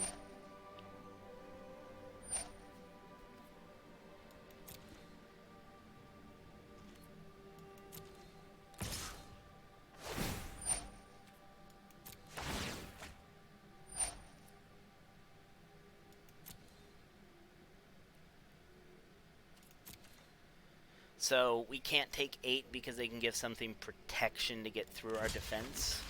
So we have to just chump. That feels bad. But will Omen of the Dead look for more answers? Protean Thaumaturge. If they get to turn that into a second Dream Trawler, we're pretty boned.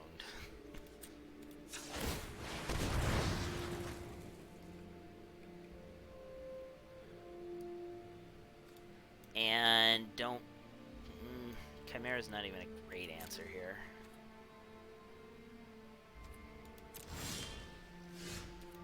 Untap the Liar.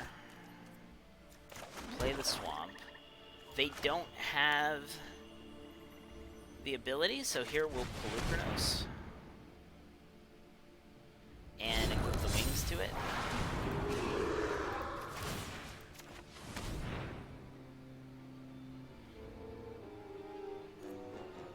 Make sure to set the upkeep stop this time.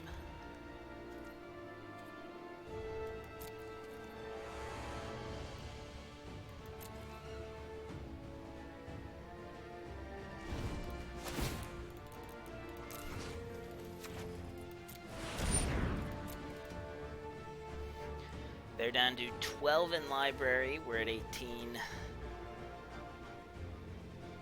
We're going to keep trying to Entrancing Liar, tap down Dream Trawler. They're pitching a card to give it hexproof. That's fine.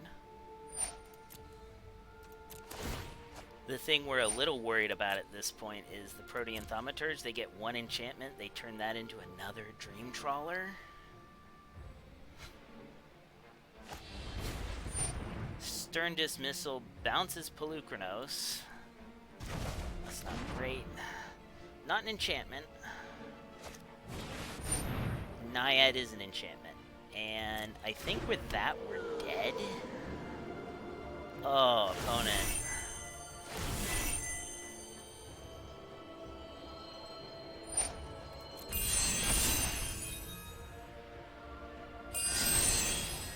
Oh, they turned it into a Vexing Gull. We're not dead.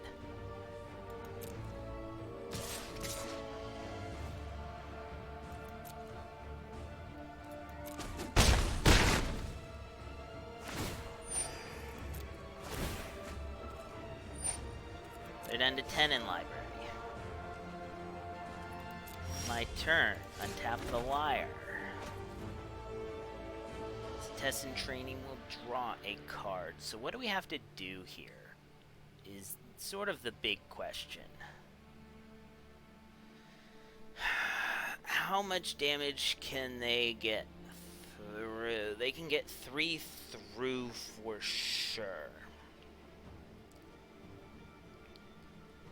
I think we have to Pelucranos.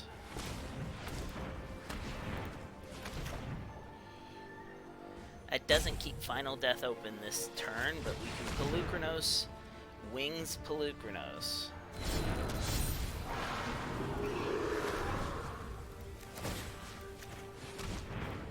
And try to use the Liar on upkeep to tap down Dream Trawler. They're also just pretty wide.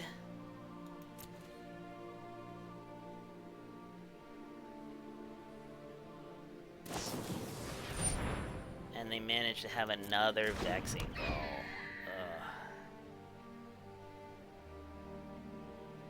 So we can't Pelucranos fight. And Trawler. How do we stay alive?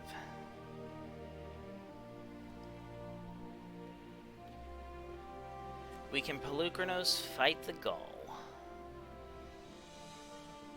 We have block there. We take 4. We take 5. That's not an out. We Liar, tap down Trawler, block. We take 5. We're dead. We're gonna make them see it.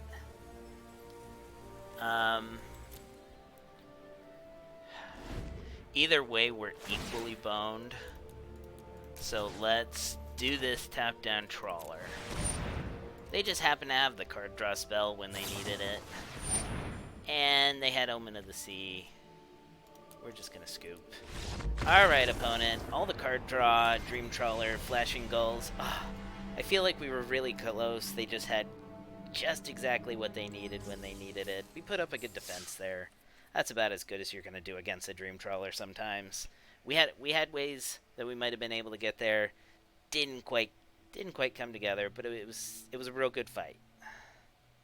Well, let's see if Pelucranos gets there another time.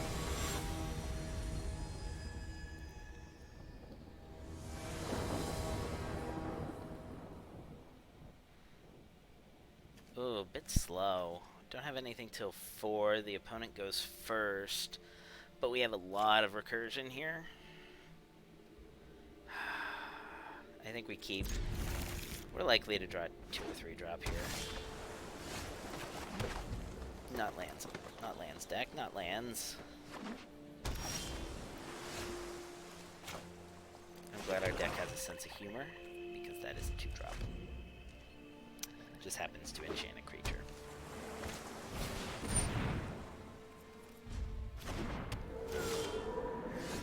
Hey, well, we do get a 3-drop. And it's a perfectly serviceable one.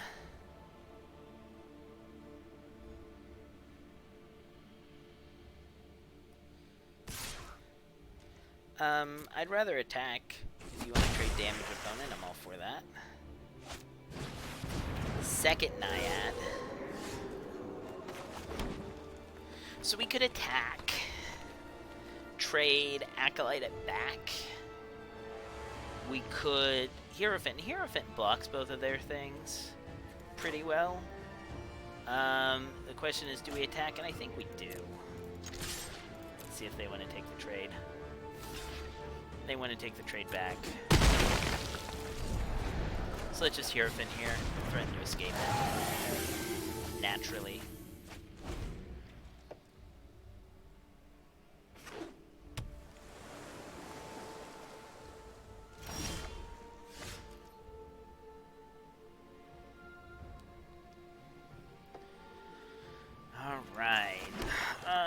They're holding up what looks like counter magic here, so I'm a bit scared of that. So I think we're just going to training up the Hierophant, and if they counter that, we have a great Horn Beetle.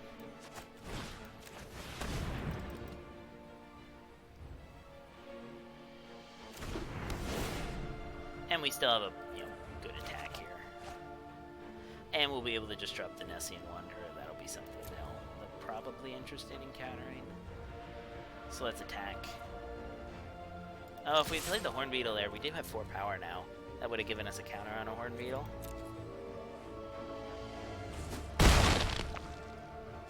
So let's Wanderer here. They likely gets countered. No counter, alright. And we can Omen back something. We can Omen back a Wardens. We can Omen back a Loathsome Chimera.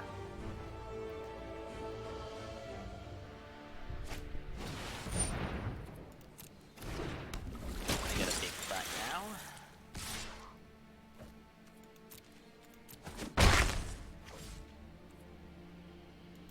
I'd rather, Omen of the Dead back this Hierophant, trade it off. Here we have an opportunity to just Horn Beetle though, and it'll get a free counter. And then let's attack and see what we want to do.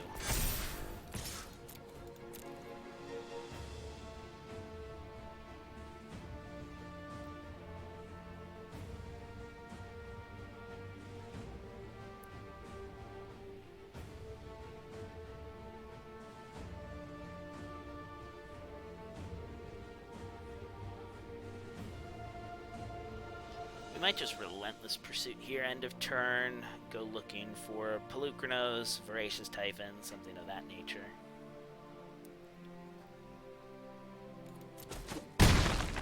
And that holds up the Omen of the Dead still. Land in a Grove Dancer, that's fine.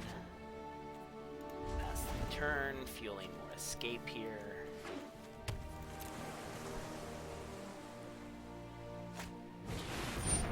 Witness of Tomorrow, okay. So they're doing some flying stuff. So I kind of just want to get back the Nexus Wardens to prevent them from being able to win in the air.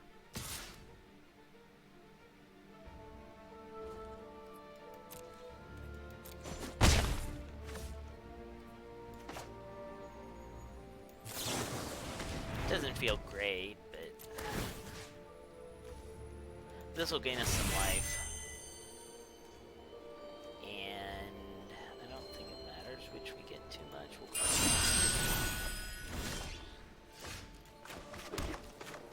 so we can go Wardens. And we could just Grove Dancer. Or we can Chimera, get another 4-power thing out there.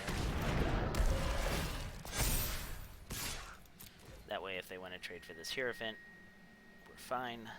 We'll still have a 4-power thing to grow the Beetle some more.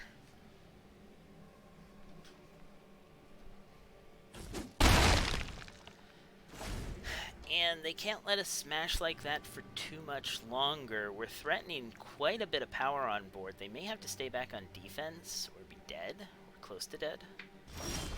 Yep. So defense is a great place for us to be. We could escape it, but I think we may just want to Wanderer. See if they have any countery stuff. Doesn't look like it. They're scrying now. That's good for us. And now when we Grove Dancer, we're going to get 2 Wanderer activation, the Warden activation. Go about thinning this deck. And we can still get something good back from our yard. We have a good attack with the Hierophant.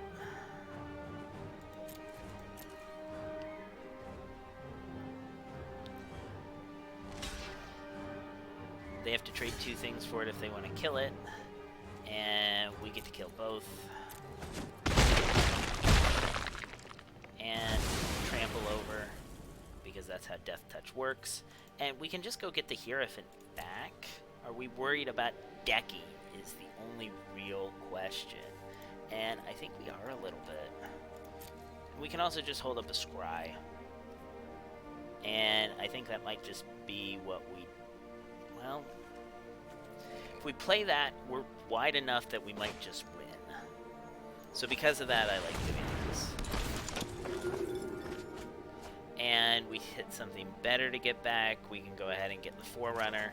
That'll give our stuff trample. Which should just be GG. And the opponent thinks so too. Rank up all the way to Silver Tier 1. Love the resets. I get to face people who are definitely not the highest skill level, and for the first week or so after that, my win percentage is pretty darn high. So let's see if our zombie Hydra can get there once again.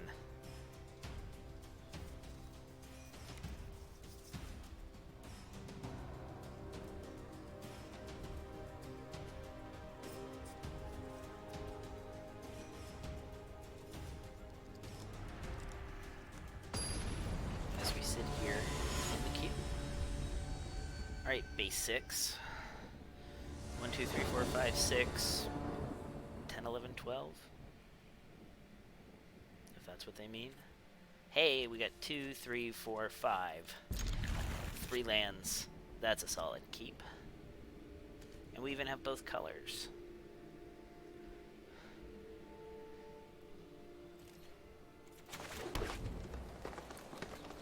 Liar's not the best on turn 3, but we'll get to spend 3 mana on 3.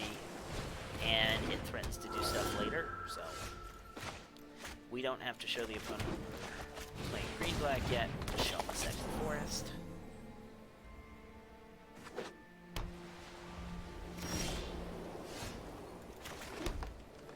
We got a pretty clean attack here.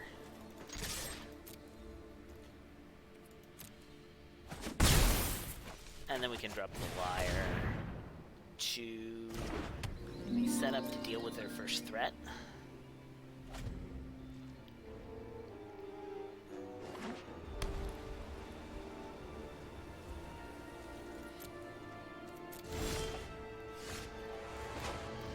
Now it looks like they're holding up counter magic. Let's go ahead and attack, see if we see pauses. And then we're probably just dropping the Hierophant anyways. We want to try to use our mana.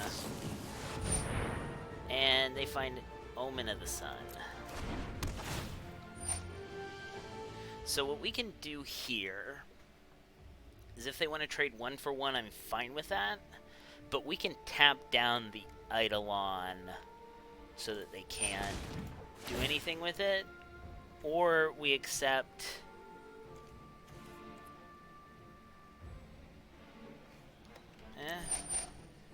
Or we can just accept it and play the Hierophant.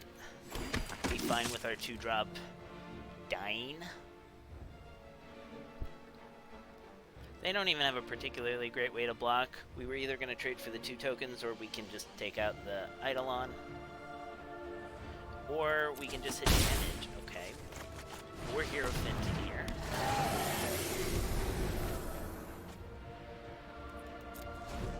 Hit a Chimera with that. Also the Omen and a Wanderer.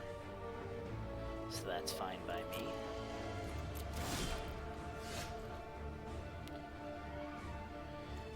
Still looking like it could be counter magic. One way to fight against that is to 1 mana tap down the Eidolon, throw the wings on the Grove Dancer and get in there for 5. Make them deal with that. I kind of like that here.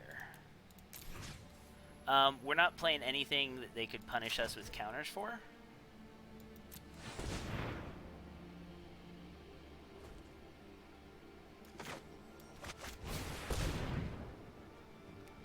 And if they have bounce, I still don't think that's too bad. We'll equip up the Grove Dancer, and then we have a real nice clean attack here.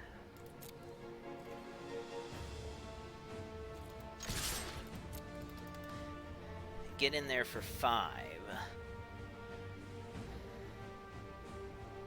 They're doing more Omen of the Sea stuff. That doesn't even hurt us too bad. Omen of the Sun.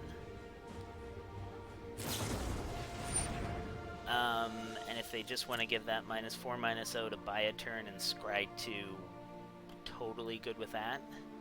Here, one thing to note for all you listeners and watchers, they have showed blue and white, and they are definitely doing some slow, dirty stuff here. usually what that tells me in this format is they likely have a Dream Trawler. So it's important that we try to play in such a way that we are cognizant that they may have a Dream Trawler coming, and that we want to have our best line against that, which is just win before Dream Trawler matters. So that's a little bit why I chose a more aggressive line there. It also prevented, us from getting blown out by counter magic. Here they're doing that on upkeep, so they're likely just looking for a land. So they may have Dream Trawler in hand, but no mana to cast it. With that, we can safely run out the Forerunner.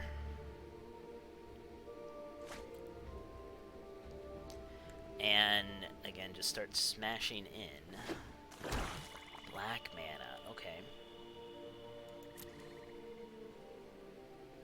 We're not going to worry about this Liar now. I'm going to decline it. We're going to use our 5 mana that we see for the Forerunner. If I knew we were drawing a 6 like we did, it might have been worth it, but I just want to slam a Forerunner.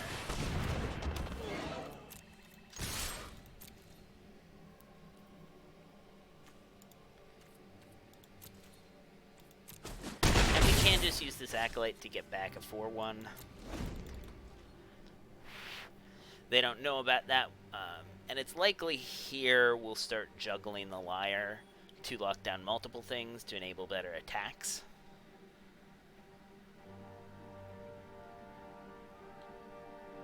And it's one of the reasons Liar's so good in this format. Liar serves 2 purposes. It's an answer to hard-to-deal-with things like Dream Trawler. And what it can also do is, if you're on the aggressive, you can tap down one thing, and then on your turn, untap it, tap down a second thing. So you can actually get 2 blockers out of the way with a Liar. So it's both an answer to really big, troublesome threats, and it can also work to just let you be more aggro and smash in. Plus, it's colorless, goes in any deck. It's quite a good card for Theros draft. And they are thirsting for meaning, so they are desperately digging for stuff. And because of that, we definitely have good attacks.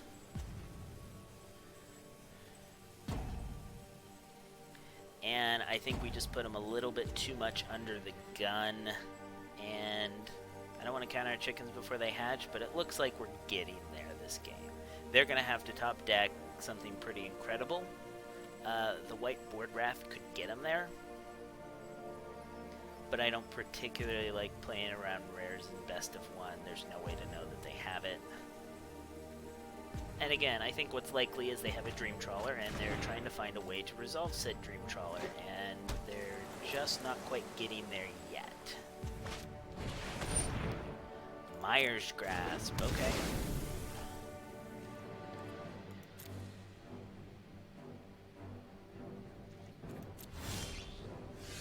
So now we will want to take this action. Look at that, Gravebreaker Lamia.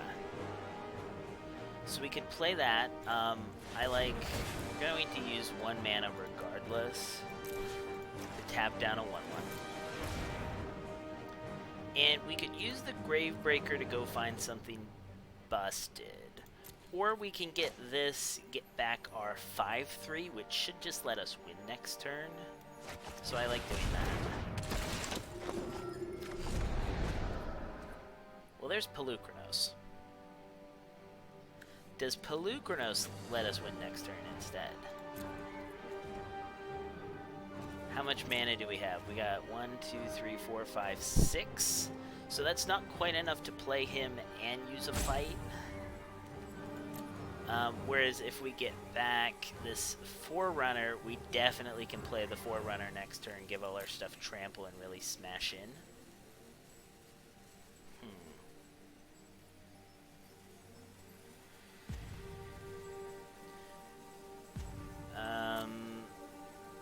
I'm just gonna get back the Forerunner. Get in there.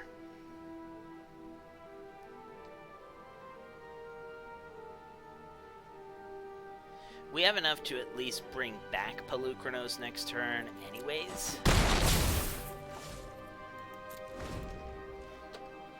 And that could be enough there.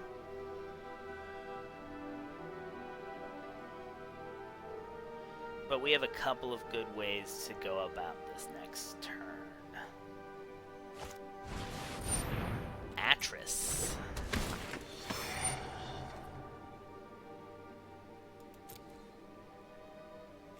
Okay, so they can either have Commanding Presence or Birth. I don't want them to have Commanding Presence. So usually what you want to do here is show 2 mediocre cards, and then put their 1 good one face down. Yeah.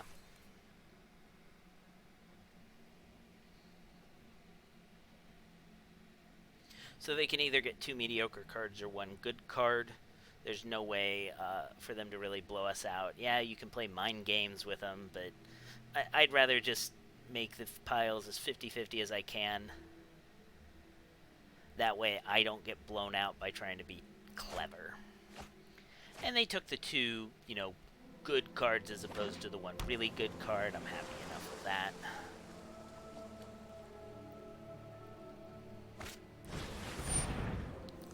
And Thassa's Oracle. Now that doesn't win them the game. Maybe that's what they were trying to do.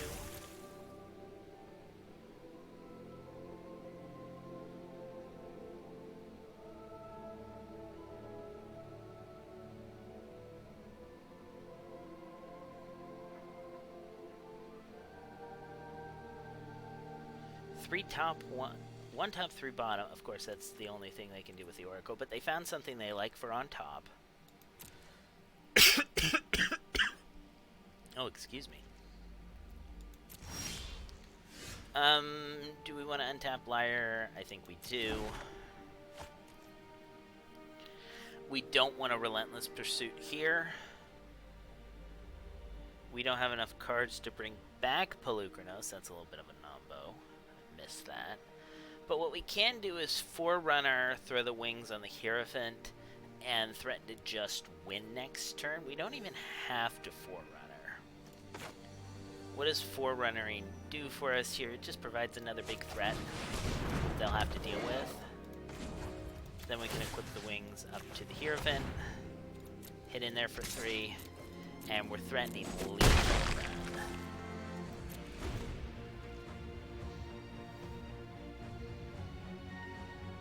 So their whole plan may have been to Thassa's Oracle us, you know, draw enough cards that they can win with Oracle. They have the Atris. Looks like that's their splash when this is black. And now we get to show the opponent the hidden mode of Wings of Hubris. But they see it and they scoop it up instead. Alright, got there. Hey, it's Witch's Oven, oh boy. And it all comes down to this. This is the ultimate game. We are 6-2. We either get to our 7 wins or we hit our 3 losses. One or the other, but this is it. It all comes down to this one. Let's see if Pelucranos can get it done.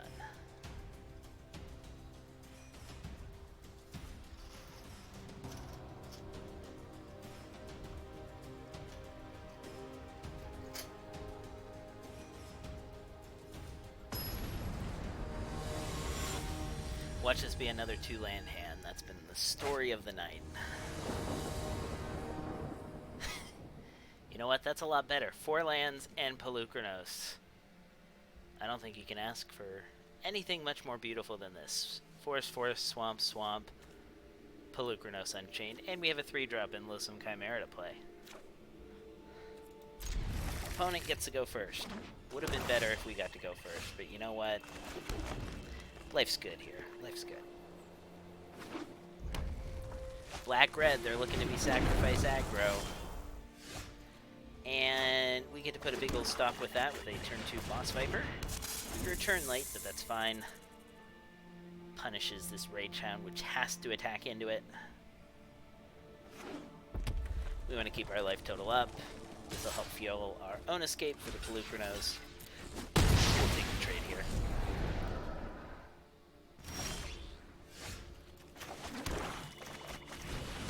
And we even got up to 6 lands already, so we'll be able to Blight Breath Cataplepus on 6. Kill something.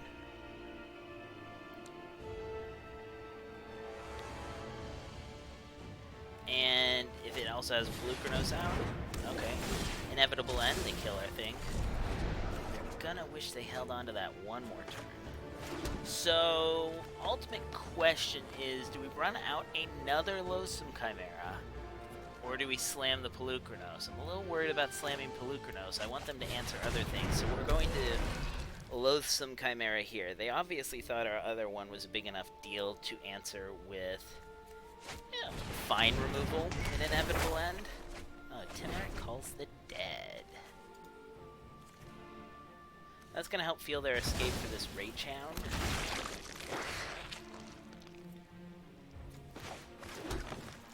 But now we can just Pelucranos. And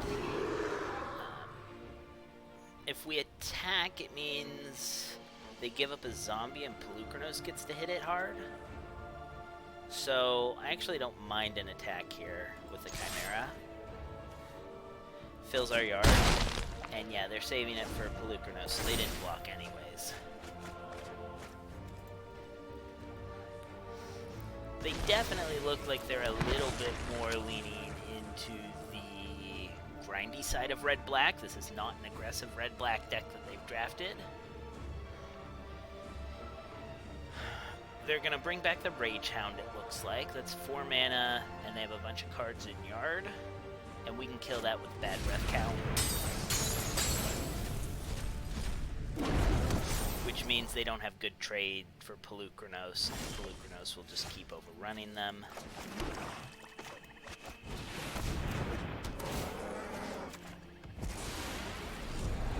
We'll attack all. They don't have answers. We'll just keep smashing in, as long as they don't. We have a Cetessan training to give Pelucranos Trample.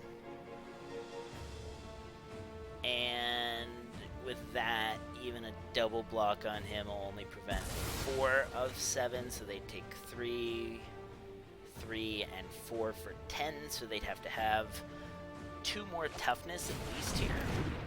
Alright, they're making us discard our hand. There goes the Cetessan training play that we had.